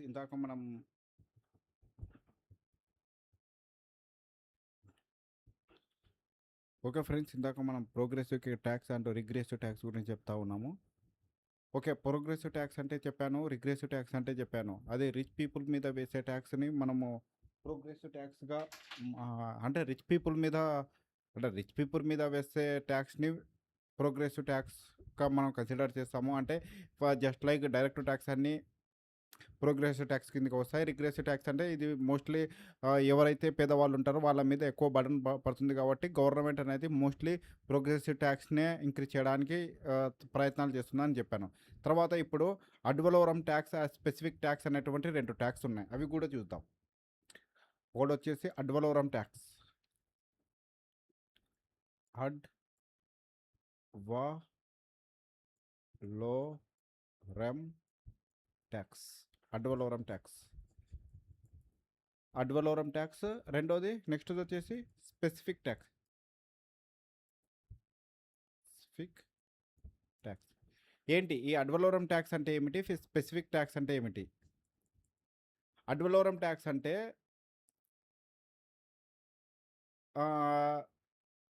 Value of ఏదన్నా మన కమాడిటీ ఉంటుంది కదా, దాని యొక్క వాల్యూ మీద ట్యాక్స్ వేస్తే దాన్ని అడ్వలోరం ట్యాక్స్ అంటారు. అంటే కరెక్ట్ చెప్పాలంటే ఇప్పుడు ఏదన్నా సైజ్ ఒక ఒక కమాడిటీ యొక్క సైజు, క్వాలిటీ, క్వాంటిటీ బేస్ చేసుకొని ట్యాక్స్ కాకుండా దాని యొక్క వాల్యూ, దాని యొక్క ఎంత వాల్యూ చేస్తూ ఉంది అనేటువంటిది బేస్ చేసుకొని ట్యాక్స్ గిన వేస్తే గినక దాన్ని అడ్వలోరం ట్యాక్స్ అంటారు. ఫర్ ఎగ్జాంపుల్ అడ్వలోరం ట్యాక్స్కి బెస్ట్ ఎగ్జాంపుల్ ఏంటంటే ఏం చెప్పాలబ్బా, జిఎస్టీ. జిఎస్టీ అనేది ఒక అడ్వలోరం ట్యాక్స్గా చెప్పొచ్చు. తర్వాత కస్టమ్ డ్యూటీ ఒక అడ్వలోరం ట్యాక్స్గా చెప్పొచ్చు. అంటే ఇవన్నీ ఒక నిమిషం రాస్తాను.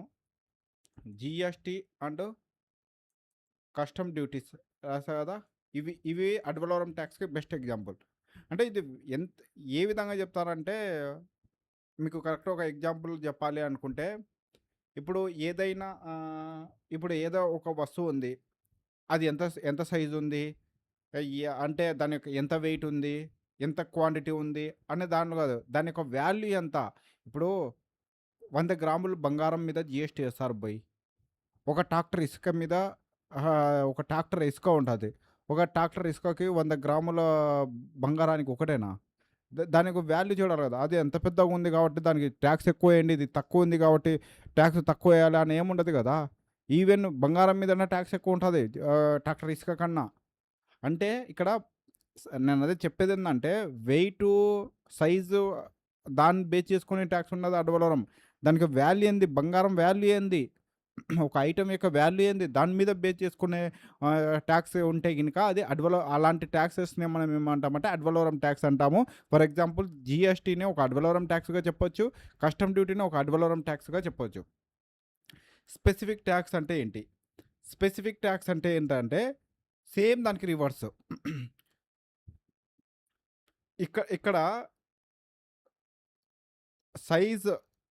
సైజ్ని బట్టి ట్యాక్స్ కలెక్ట్ చేయడం, వాల్యూని బట్టి ట్యాక్స్ కలెక్ట్ చేయడం కాదు. ఫర్ ఎగ్జాంపుల్ లిక్కర్ ఉంది,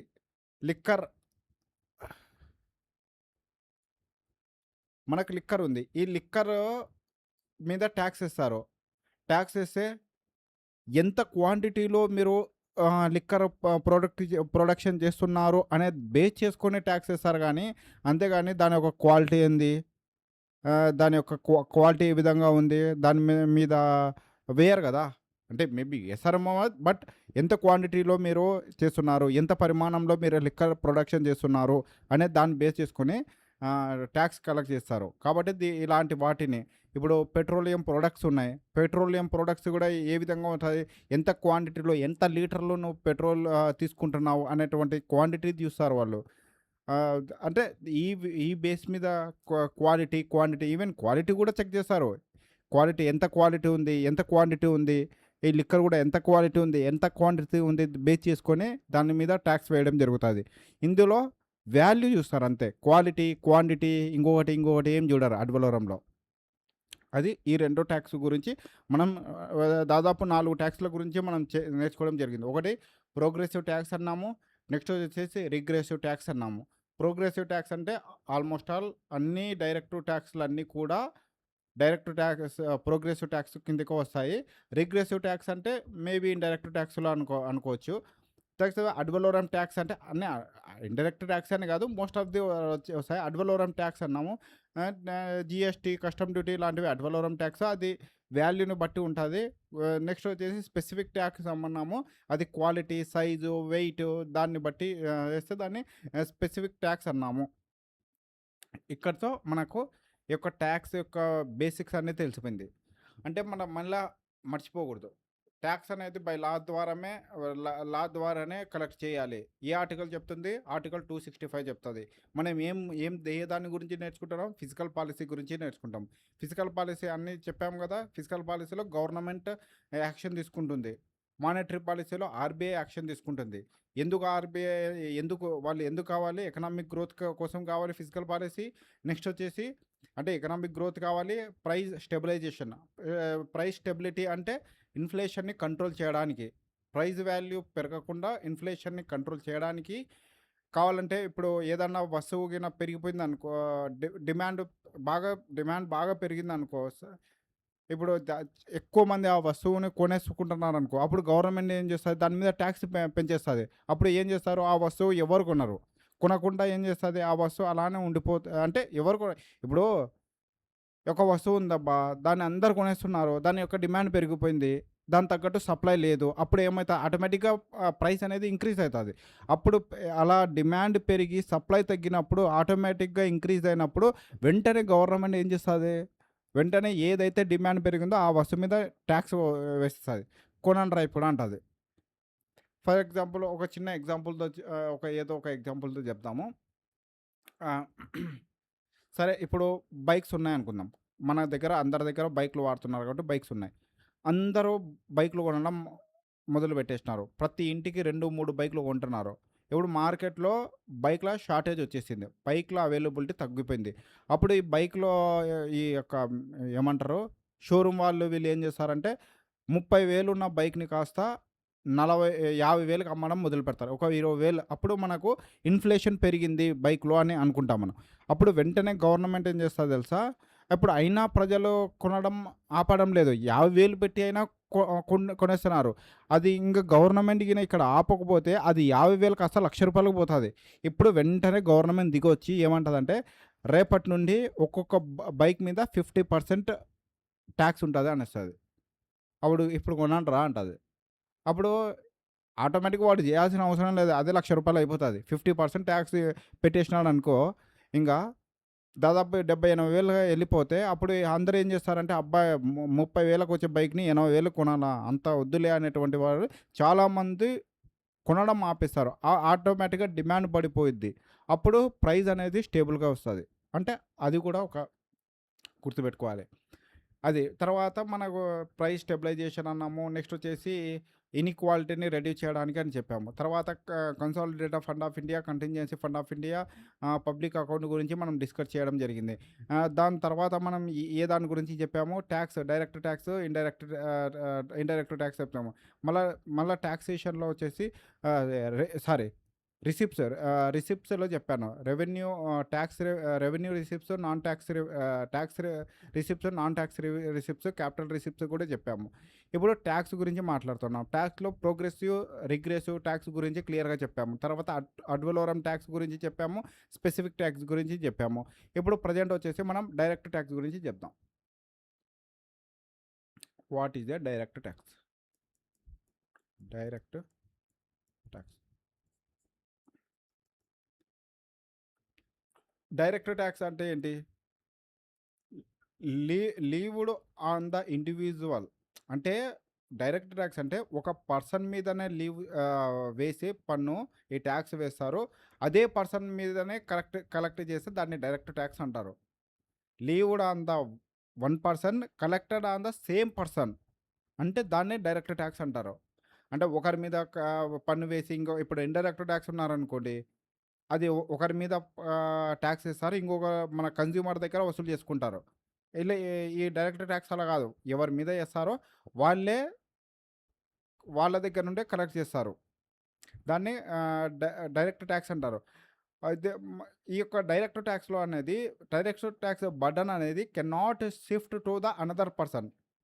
ఇది వేరే పర్సన్కి షిఫ్ట్ అవుతుందా? షిఫ్ట్ కాదు కదా! ఎవరైతే టాక్స్ ఏస్తారో వాళ్ళ మీదనే ఆ బర్డెన్ ఉంటుంది గానీ, వేరే వాళ్ళకి షిఫ్ట్ కాదు. సరే, డైరెక్ట్ ట్యాక్స్‌కి ఎగ్జాంపుల్ చూద్దాము. ఇది కొంచెం ఇంపార్టెంట్ చూసుకోండి మీరు గూడా. ఫస్ట్ వచ్చేసి income tax. Income tax. Friends కొంచెం రైటింగ్ అనేది ఇంప్రూవ్ అంటే ఇది ప్యాడ్ అనేది సరిగ్గా లేదు. అడ్జస్ట్ చేసుకోండి. Income tax. నెక్స్ట్ వచ్చేసి వెల్త్ ట్యాక్స్. ఇప్పుడు వెల్త్ ట్యాక్స్ ఉందా అంటే లేదు. జస్ట్ చెప్తున్నాను. నెక్స్ట్ వచ్చేసి మినిమమ్ ఆల్టర్‌నేటివ్ ట్యాక్స్. అన్ని దాంట్ల గురించి చెప్తాను. మినిమమ్ ఆల్టర్‌నేటివ్ ట్యాక్స్ మ్యాట్ అంటారు. తర్వాత ఫోర్త్‌ది వచ్చేసి dividend distribution tax. Dividend distribution tax అంటాం. తర్వాత ప్రొఫెషనల్ ట్యాక్స్.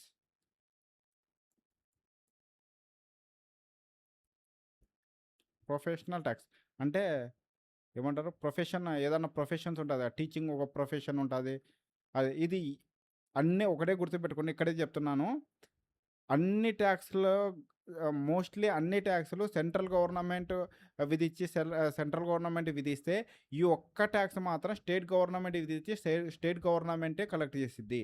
Profession tax. ఇది కాన్స్టిట్యూషన్‌లో మెన్షన్ చేశారు. కాన్స్టిట్యూషన్ ఇచ్చినటువంటి రైట్ ఇది రాష్ట్రాలకు. మేబీ 2000 ఒక చోట, 3000 ఒక చోట కలెక్ట్ చేసుంటారు. అది ఉంటది. తర్వాత స్టాంప్ డ్యూటీ. Stamp duty. తర్వాత గిఫ్ట్ ట్యాక్స్. గిఫ్ట్ ట్యాక్స్ ఇది సెవెంత్‌దా? తర్వాత capital gain tax.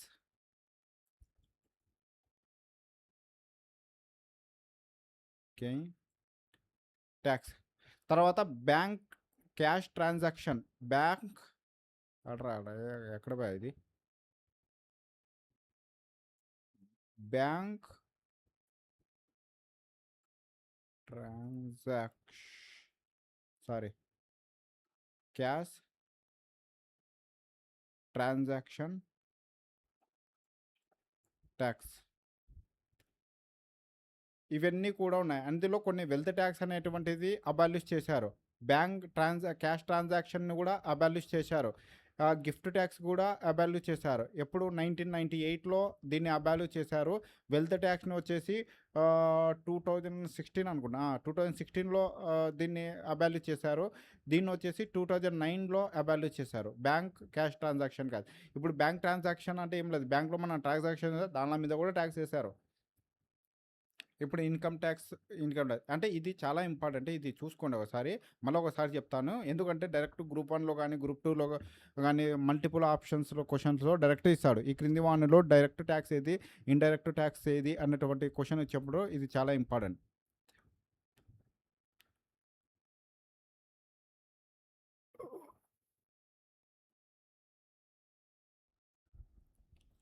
Direct tax ఏది? ఇండైరెక్ట్ ట్యాక్స్ ఏది? అన్నప్పుడు ఇది చాలా ఇంపార్టెంట్. డైరెక్ట్ ట్యాక్స్‌లో వచ్చేసి మనకు ఇన్‌కమ్ ట్యాక్స్ వస్తది. మ్యాట్ వస్తది. మినిమమ్ ఆల్టర్‌నేటివ్ ట్యాక్స్ వస్తది. నెక్స్ట్ వచ్చేసి డివిడెండ్ డిస్ట్రిబ్యూషన్ ట్యాక్స్ వస్తది. తర్వాత ప్రొఫెషనల్ ట్యాక్స్ వస్తది. స్టాంప్ డ్యూటీ వస్తది. గిఫ్ట్ ట్యాక్స్ వస్తది. గిఫ్ట్ ట్యాక్స్ ఇప్పుడు లేదో అడగరది. క్యాపిటల్ గెయిన్ ట్యాక్స్ వస్తది. ఇవన్నీ కూడా డైరెక్ట్ ట్యాక్స్‌లో వస్తాయి. ఇంకోటి మెయిన్‌ది మర్చిపోయాను. Corporate tax. కార్పొరేట్ ట్యాక్స్ అదా? Corporate tax. మెయిన్ ఇది అన్నా ఇంపార్టెంట్ కదా! కార్పొరేట్ ట్యాక్స్ కూడా వస్తది. ఓకే. ఒక్కొక్కటి ఇన్‌కమ్ ట్యాక్స్ గురించి చూద్దాం.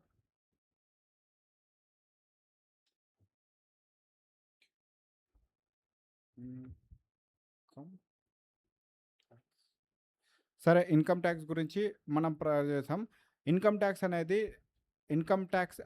ఐటీ యాక్ట్ 1961 ప్రకారం ఇన్‌కమ్ ట్యాక్స్ ఇంట్రొడ్యూస్ చేశారు. రాస్తాను అది కూడా. ఐటీ యాక్ట్ 1961 ప్రకారం ఇన్‌కమ్ ట్యాక్స్ ఇంట్రొడ్యూస్ చేశారు.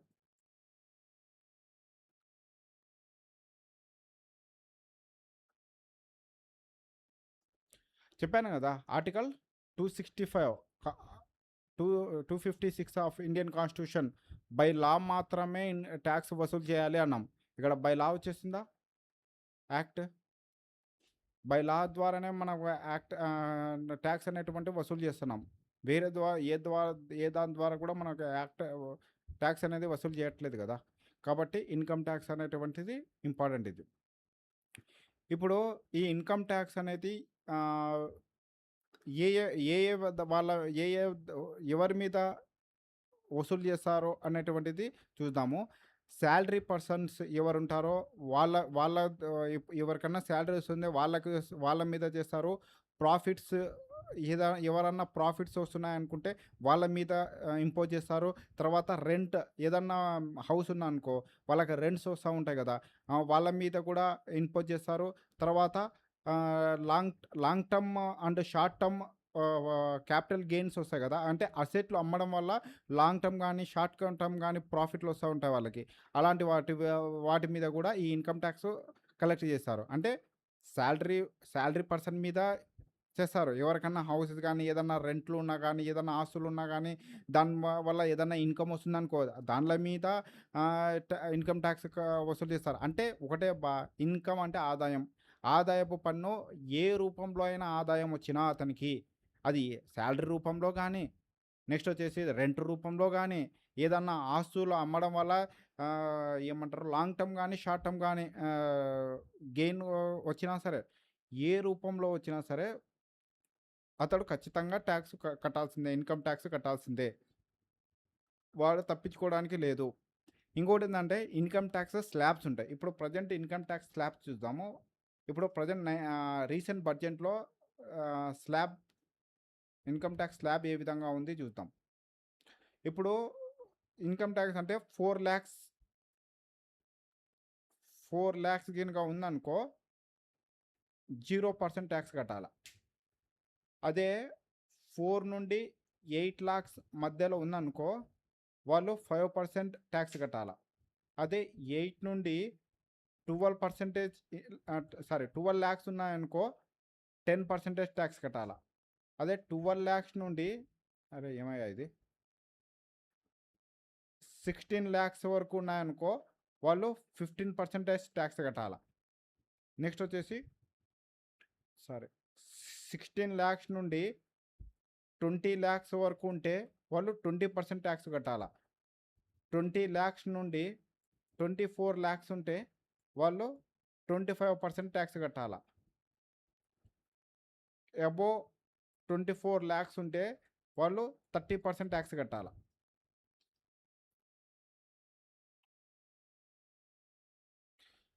సరే,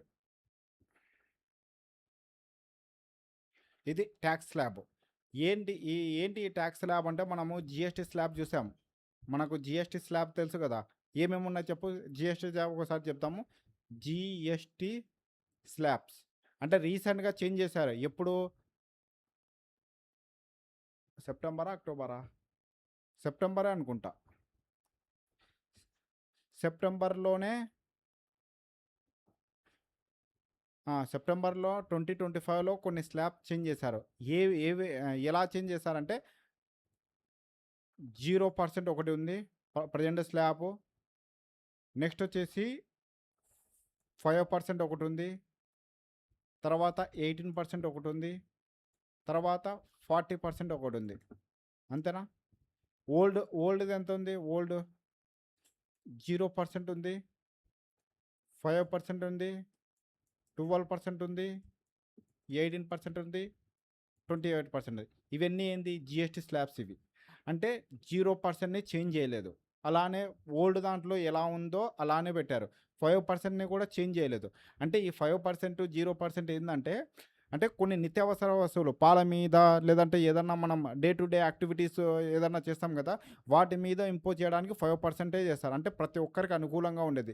ఈ 12%ని తీసేశారు. ఇప్పుడు ఇక్కడ 12%ని పూర్తిగా రిమూవ్ చేసేశారు. దీని ప్లేస్‌లో ఇప్పుడు నెక్స్ట్ వచ్చేసి 18% ఉంది. 18% ఉంది.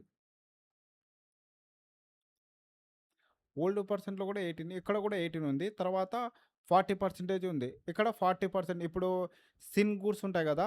సిన్ గూడ్స్ ఏమేమి ఉన్నాయో అవి వాటన్నిటి మీద ఆహ్, ఇవి సిన్ గూడ్స్ అంటే టొబాకో గానీ, తర్వాత ఏదన్నా సంథింగ్ ఏదన్నా అంటారు గదా!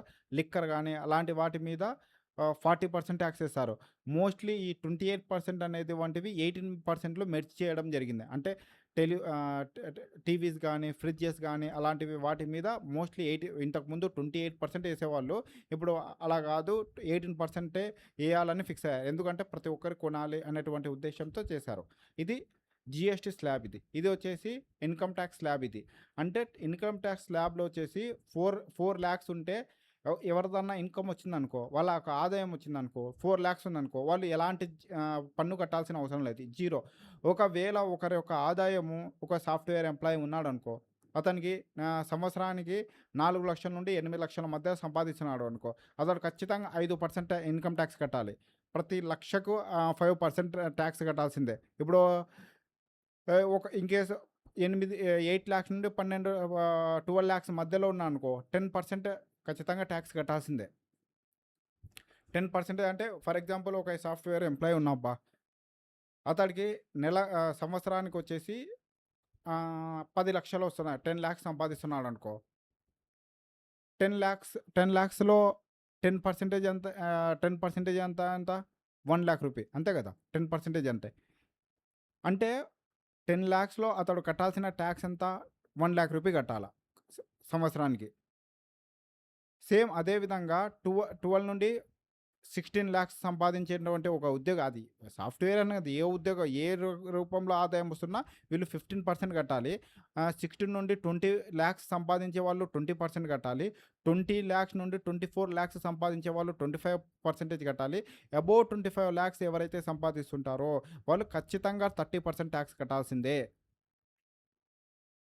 ఇది రీసెంట్‌గా బడ్జెట్‌లో 2026 మనకు మొన్న బడ్జెట్ సమావేశాలలో ఇది చేంజ్ చేయడం జరిగింది. ఇది ఇంపార్టెంట్. ఇది చూసుకోండి. ఇన్‌కమ్ టాక్స్ అనేది యాక్ట్ ద్వారా చేస్తారు. ఇన్‌కమ్ టాక్స్ అనేటువంటిది స్లాబ్ అనేటివి ఇక్కడ ఇలా ఉంది. తర్వాత స్టాండర్డ్ డిడక్షన్ అనేటువంటిది ఒకటుంటది. స్టాండర్డ్ డిడక్షన్ అంటే ఏందా? ఎ ఎ ఎ కరెక్ట్ చెప్పాలంటే, ఇప్పుడు ఒక సాఫ్ట్‌వేర్ ఎంప్లాయీ ఉన్నాడబ్బా! ఒక సాఫ్ట్‌వేర్ ఎంప్లాయీకి 12,75,000 శాలరీ వస్తుందనుకో. 12,75,000 శాలరీ వస్తుంది. అతడు ఏ దాని కింద స్లాబ్ కిందకి పోతాడు? ఈ స్లాబ్ కిందకొస్తాడు. అంతే గదా! 12,00,000 గదా! ఓకే. దీని కిందకొస్తాడనుకో. 12,00,000 నుండి ఇది గాదు. ఇది తీసేద్దాం. ఆరా? ఇది. ఓకే. ఓకే. 12,00,000-16,00,000 వరకు ఉంది. 12,75,000 అతనికి సాలరీ ఉంటే ఈ స్లాబ్ కిందకొస్తాడు. అంటే ఇతడు ఏం జేయాలా? 15% టాక్స్ కట్టాలా. అప్పుడు ఈ స్టాండర్డ్ డిడక్షన్ అనేటువంటివి ఏం చేస్తారంటే ఈ 75,000 తీసేస్తారు. ఈ 75,000 మీద టాక్స్ కట్టాల్సిన అవసరం లేదు. 75% మీద 75,000 మీద టాక్స్ కట్టకండి మీరు. టాక్స్ అవసరం లేదు. అంటే జస్ట్ వీడు 12 లాక్స్ మీద టాక్స్ కడితే సరిపోతది. ఎందుకు దీన్ని ఏమంటారంటే స్టాండర్డ్ డిడక్షన్ అంటారు. Standard deduction. ఈ స్టాండర్డ్ డిడక్షన్ అంటే ఏందంటే, ఏదన్నా హెల్త్ రిలేటెడ్ ఇష్యూస్ కానీ ఏదన్నా ఉన్నాయనుకుంటే వాటికి 75,000 నువ్వు ఖర్చు చేసుకో సంవత్సరం లోపల. కాబట్టి ఈ 75,000 మీద మేము ట్యాక్స్ కలెక్ట్ చేయము. జస్ట్ 12,00,000కి నువ్వు ట్యాక్స్ కట్టు చాలు అంటాయి. అంటే ఇప్పుడు 10,00,000 వచ్చేవాడు కూడా 75 తీసేసి, ఇప్పుడు ఎంత వచ్చినా 75,000 తీసేసి దాని మీద ట్యాక్స్ వసూలు చేస్తుంటారు. ప్రతి ఒక్కరికి 75,000 తీస్తారు. ఇంతకుముందు 50,000 ఉండేది. ఇప్పుడు 75,000కి పెంచారు. ఇంకొకటి ప్రతి ఒక్కరికి ఒక డౌట్ రావచ్చు. ట్యాక్స్ అనేటువంటిది ఎలా కడతారు అనేటువంటిది. ఫర్ ఎగ్జాంపుల్ సింపుల్‌గా చెప్తాను చూడండి. ఇప్పుడు 4,00,000 నుండి 10,00,000 వరకు 0% కదా! ఒక వ్యక్తికి 10,00,000 సాలరీ వచ్చిందనుకో. 10,00,000 పర్ యానమ్ వచ్చిందనుకో. ఇతను ఏ స్లాబ్ కిందకొస్తాడో, ఈ స్లాబ్ 10% స్లాబ్ కిందకొస్తాడు. 10,00,000 అంటే 1,00,000 కట్టాలి సాలరీ పర్ మంత్. కానీ ఇక్కడ ఏం చేయాలంటే మామూలుగా అయితే ఇక్కడైతే 4,00,000 అనేది అంటే ట్యాక్స్ ఎగ్జంప్షన్ ఉంది. అంటే 10,00,000లో నుండి 4,00,000 వస్తే 6,00,000. 6,00,000 మీదనే 10% 10% కడితే సరిపోతుంది. 6 lakhs మీద 10% కడితే సరిపోతుంది. అంటే 4 lakhs మీద 0% ఉంది కదా, అది తీసేస్తే రిమైనింగ్ 6 lakhs వస్తాయి కదా, దాని మీద 10% అంటే అరౌండ్ 60,000 అనుకుంటా. 60,000 ట్యాక్స్ పే చేస్తే సరిపోతుంది. సేమ్ అంతే. 30 lakhs సంపాదించేవాడు 30 lakhs 24 lakhs వస్తున్నాయి అనుకో, వాడు 30 కిందికి వస్తాడు. కానీ అందులో 20 lakhs 4 lakhs తీసేస్తాడు. 4 lakhs తీసేస్తే రిమైనింగ్ 20 lakhs మీద వాడు ట్యాక్స్ పే చేస్తాడు. అంటే 20 lakhs మీద 30% ట్యాక్స్ పే చేయాలి. అలా అర్థమైంది అనుకుంటున్నాను. అంటే ట్యాక్స్ అనేటువంటిది ఈ విధంగా వాళ్ళు కలెక్ట్ చేస్తారు అనేది చెప్పడం నా ఉద్దేశం. ఒకసారి తురిపేస్తాను బోర్డుని. అరే, ఇంకా నెక్స్ట్ వచ్చేసి ఇన్కమ్ ట్యాక్స్ అయిపోయింది. ఆ తర్వాత కార్పొరేట్ ట్యాక్స్ ఉంది. కార్పొరేట్ ట్యాక్స్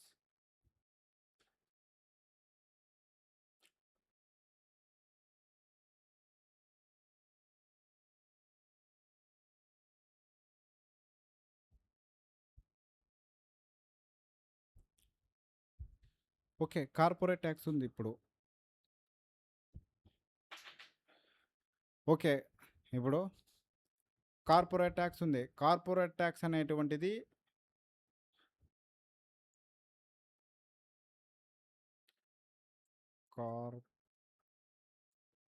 కార్పొరేట్ ట్యాక్స్ ఈ కార్పొరేట్ ట్యాక్స్ అనేటువంటిది ప్రైవేట్ అండ్ పబ్లిక్ ఎంటర్ప్రైజెస్ ఉంటాయి కదా, పబ్లిక్ ఎంటర్ప్రైజెస్ అంటే గవర్నమెంట్కి సంబంధించినటువంటి ఎంటర్ప్రైజెస్ కానీ ప్రైవేట్ కంపెనీలు కానీ రెండు కూడా ఖచ్చితంగా కార్పొరేట్ ట్యాక్స్ కట్టాల్సిందే. ఏమన్నాను, ఆర్టికల్ 2 కాన్స్టిట్యూషన్ ఆర్టికల్ 256 ప్రకారం బై లా మాత్రమే మనము ఇన్కమ్ ట్యాక్స్ కట్టాలి అన్నాము. ఏ లా ఉంది? ఏ లా ప్రకారం ఈ ప్రైవేట్ కానీ పబ్లిక్ కంపెనీస్ ఎనీ కంపెనీ అయినా సరే కట్టాల్సింది అండర్ కంపెనీస్ యాక్ట్ 2019 ప్రకారం. కంపెనీస్ యాక్ట్ 2019 కంపెనీస్ యాక్ట్ 2019 ప్రకారం కార్పొరేట్ ట్యాక్స్ అనేటువంటి పబ్లిక్ అండ్ ప్రైవేట్ ఎంటర్ప్రైజెస్ రెండు కూడా కట్టాలి. సరే, ఈ యొక్క కార్పొరేట్ ట్యాక్స్ అనేటువంటిది ఎంత ఉంది, ఎలా కట్టాలి అనేటువంటిది చెప్దాము. ప్రజెంట్ వచ్చేసి అంటే ఇది డేటా రీసెంట్ డేటా ఏమైనా చేంజ్ అయిందేమో మళ్ళీ ఒకసారి చూస్తాను. నాకు తెలిసినంత వరకు అయితే ప్రజెంట్ వచ్చేసి డొమెస్టిక్ సర్వీసెస్కి అయితే 25% ఆఫ్ కార్పొరేట్ ట్యాక్స్ కట్టాలి. అంటే అది కూడా టర్న్ ఓవర్ ఎంత ఉండాలి? 2,500 crores టర్న్ ఓవర్ ఉన్నటువంటి కంపెనీ ఉండాలి. రాసి చూపిస్తాను. 25% ట్యాక్స్ అనేటువంటివి పే చేయాలి. అది కూడా ఎంత టర్న్ ఓవర్ ఉండాలి? 2,500 crore అంటే సంవత్సరానికి టర్న్ ఓవర్ ఉండాలి ఇంత. అంటే అప్పుడు వీళ్ళు 25% ట్యాక్స్ పరిధిలోకి వస్తారు. ఇన్ కేస్ అబోవ్ ఉంటే, అబోవ్ టర్న్ ఓవర్ ఉంటే 30% ట్యాక్స్ కట్టాల్సి వస్తుంది వీళ్ళు కార్పొరేట్ కంపెనీలో. కాబట్టి దీన్ని మనం ఏమంటారంటే కార్పొరేట్ ట్యాక్స్ అంటాం. నెక్స్ట్ వచ్చేసి 2019లో ఒక న్యూ మెథడ్ని ఇంట్రడ్యూస్ చేశారు. అంటే ఇప్పుడు అంటే న్యూ మెథడ్ అంటే ఏం లేదు, ఏదైనా ఒక న్యూగా ఒక కంపెనీ ఎస్టాబ్లిష్ చేస్తే కనుక వాళ్ళు 25% కట్టాల్సిన అవసరం లేదు, 15% కడితే సరిపోతుంది అనేటువంటిది ఒక పాలసీని 2019 నుండి స్టార్ట్ చేశారు. ఎప్పుడు? 2019 నుండి. అంటే ఇప్పుడు ఏదైనా న్యూ కంపెనీ ఏదైనా స్టార్ట్ చేశారనుకో, వీళ్ళు ఎంత కట్టాలి? 25% కట్టాలా? 25% కట్టాలా? కాదు, కట్టాల్సిన అవసరం లేదు. ఎంత కట్టాలి? 15% కడితే సరిపోతుంది. ఇది కార్పొరేట్ ట్యాక్స్. ఈ కార్పొరేట్ ట్యాక్స్ కూడా ఏదానికి ఉంటుంది? డైరెక్ట్ ట్యాక్స్ కిందకి వస్తుంది. తర్వాత ఇది బ్రీఫ్గా చెప్పాలంటే ఇంకా ఇంతకు మించి చెప్పాల్సిన అవసరం ఏం లేదనుకుంటాను. నెక్స్ట్ వచ్చేసి రెండవది అయితే మ్యాట్ అన్నాం. మ్యాట్ అంటే మినిమం ఆల్టర్నేటివ్ ట్యాక్స్ అంటాం. మినిమం ఆల్టర్నేటివ్ ట్యాక్స్ అంటే ఏంటి? అంటే ఏదైనా ఒక కంపెనీకి ఎలా ఉంటుందంటే వాళ్ళు బుక్ ప్రాఫిట్ చూపిస్తారు. అంటే వాళ్ళు ట్యాక్స్ కట్టరు. అప్పుడు కొత్తగా పెట్టింటారు. వాళ్ళ యొక్క టర్నోవర్ అంత ఉండదు. వాళ్ళ దగ్గర అంత ఇన్‌కమ్ వచ్చి ఉండదు. జస్ట్ బుక్ ప్రాఫిట్ మాత్రమే చూపిస్తారు వాళ్ళు. మాకింత వచ్చిందని. అంటే వాళ్ళు ట్యాక్స్ పరిధిలోకి వచ్చిండరు. అప్పుడు గవర్నమెంట్ ఏం చేసిందంటే ఎవరైనా సరే మీరు అట్‌లీస్ట్ మ్యాట్ అయినా కట్టండి. మినిమమ్ మినిమమ్ ఆల్టర్‌నేటివ్ ఓ టాక్స్. ఇది మినిమమ్ ఆల్టర్‌నేటివ్. మీరు మెయిన్ టాక్స్ కట్టకపోతే మినిమమ్ ఆల్టర్‌నేటివ్‌గా ఈ టాక్స్ అన్నా కట్టండి అనేటువంటిది చేశారు. ఇది ఎంత ఉందంటే 18% ఉంది దీని యొక్క టాక్స్. అంటే ఏదైనా ఒక కంపెనీ ఖచ్చితంగా ఇండియాలో ఎస్టాబ్లిష్ చేసే కంపెనీ ఎలా ఉండాలంటే అది న్యూ కంపెనీ అయితే 15% పర్లేదు. ఏదైనా ఒక కంపెనీ ఉందనుకో ఎన్నో సంవత్సరాల నుండి వస్తుంది. వాళ్ళకి చెప్పేది ఒకటే. బై నువ్వు కడితే 18%తో టాక్స్ అన్నా కట్టు.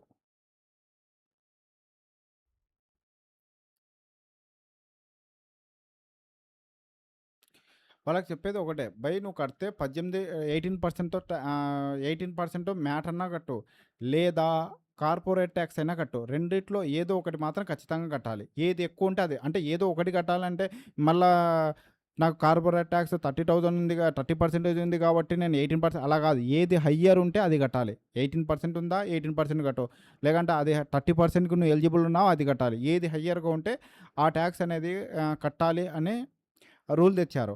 దాని తర్వాత security transaction security transaction tax అంటారు. సాట్ అంటారు. ఏమంటారో రాసి చూపిస్తాను. ఎస్‌టిటి. దీన్ని ఎప్పుడు ఇంట్రొడ్యూస్ చేశారు? 2004లో ఇంట్రొడ్యూస్ చేశారు. సెక్యూరిటీ ట్రాన్సాక్షన్ ట్యాక్స్ అంటారు. అంటే ఏ దానిల మీద ఏస్తారు ఇది? Shares and bonds. మనం షేర్ మార్కెట్‌లో షేర్స్ గానీ, బాండ్స్ గానీ, డిబెంచర్స్ కానీ మనం కొంటా ఉంటాం గదా! వాటి మీద పెడతారు. ఎంత మహా అయితే 0.1%, 0.001% అంటే షేర్లు బయింగ్ గానీ, సెల్లింగ్ గానీ చేస్తా ఉంటాం గదా! వాళ్ళ మీద సెక్యూరిటీ ట్రాన్సాక్షన్ ట్యాక్స్ అనేటువంటి రూపంలో కలెక్ట్ చేస్తారు. ఎంత? 0.1 నుండి 0.001 అనుకో. 0.001 అంత ఉంటది. అంటే అంతకు మించి ఎక్కువ కలెక్ట్ చేయరు. తర్వాత ప్రొఫెషనల్ ట్యాక్స్. చెప్పాను గదా! ప్రొఫెషనల్ ట్యాక్స్ అనేటువంటిది స్టేట్ స్టేట్ అనేటువంటి lived by state and collected by the state. అంటే స్టేట్ ట్యాక్స్‌ని ఇంపోజ్ చేసేది స్టేటే, కలెక్ట్ చేసేది స్టేటే. రాజ్యాంగం హక్కు అని చెప్పాను గదా! ఇవన్నీ కూడా డైరెక్ట్‌గా ఇప్పుడు తర్వాత వెల్త్ ట్యాక్స్ వస్తది. అవన్నీ కొన్ని తీసేశారు. బట్ గిఫ్ట్ ట్యాక్స్ వస్తున్నాయి. తర్వాత క్యాపిటల్ గెయిన్ ట్యాక్స్ ఉన్నాయి. ఇవన్నీ గూడా ఉన్నాయి. సంథింగ్ అవన్నీ గూడా క్యాపిటల్ మీద ఏసేటువంటి ట్యాక్సెస్ ఇలా. ఇప్పుడు నెక్స్ట్ వచ్చేసి prohibition of benami transaction act అనేటువంటి 2016లో తెచ్చారు. అరే! ఏంది?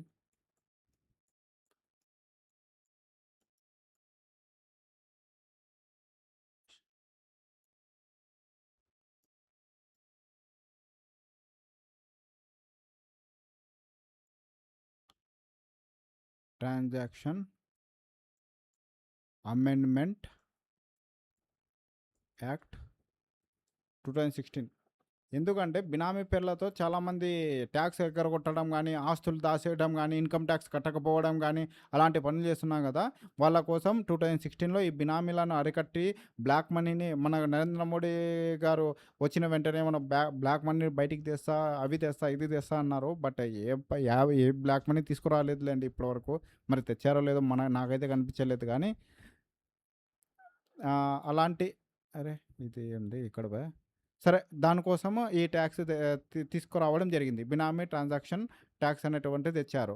యాక్చువల్‌గా ఇప్పుడు ఈ ఈ యొక్క ఇది వచ్చేసి 1988లోనే చేశారు. బట్ 2000 లేదా అంటే కొత్తదేం తెచ్చింది కాదు. 1988లోనే ఈ యాక్ట్ ఉంది.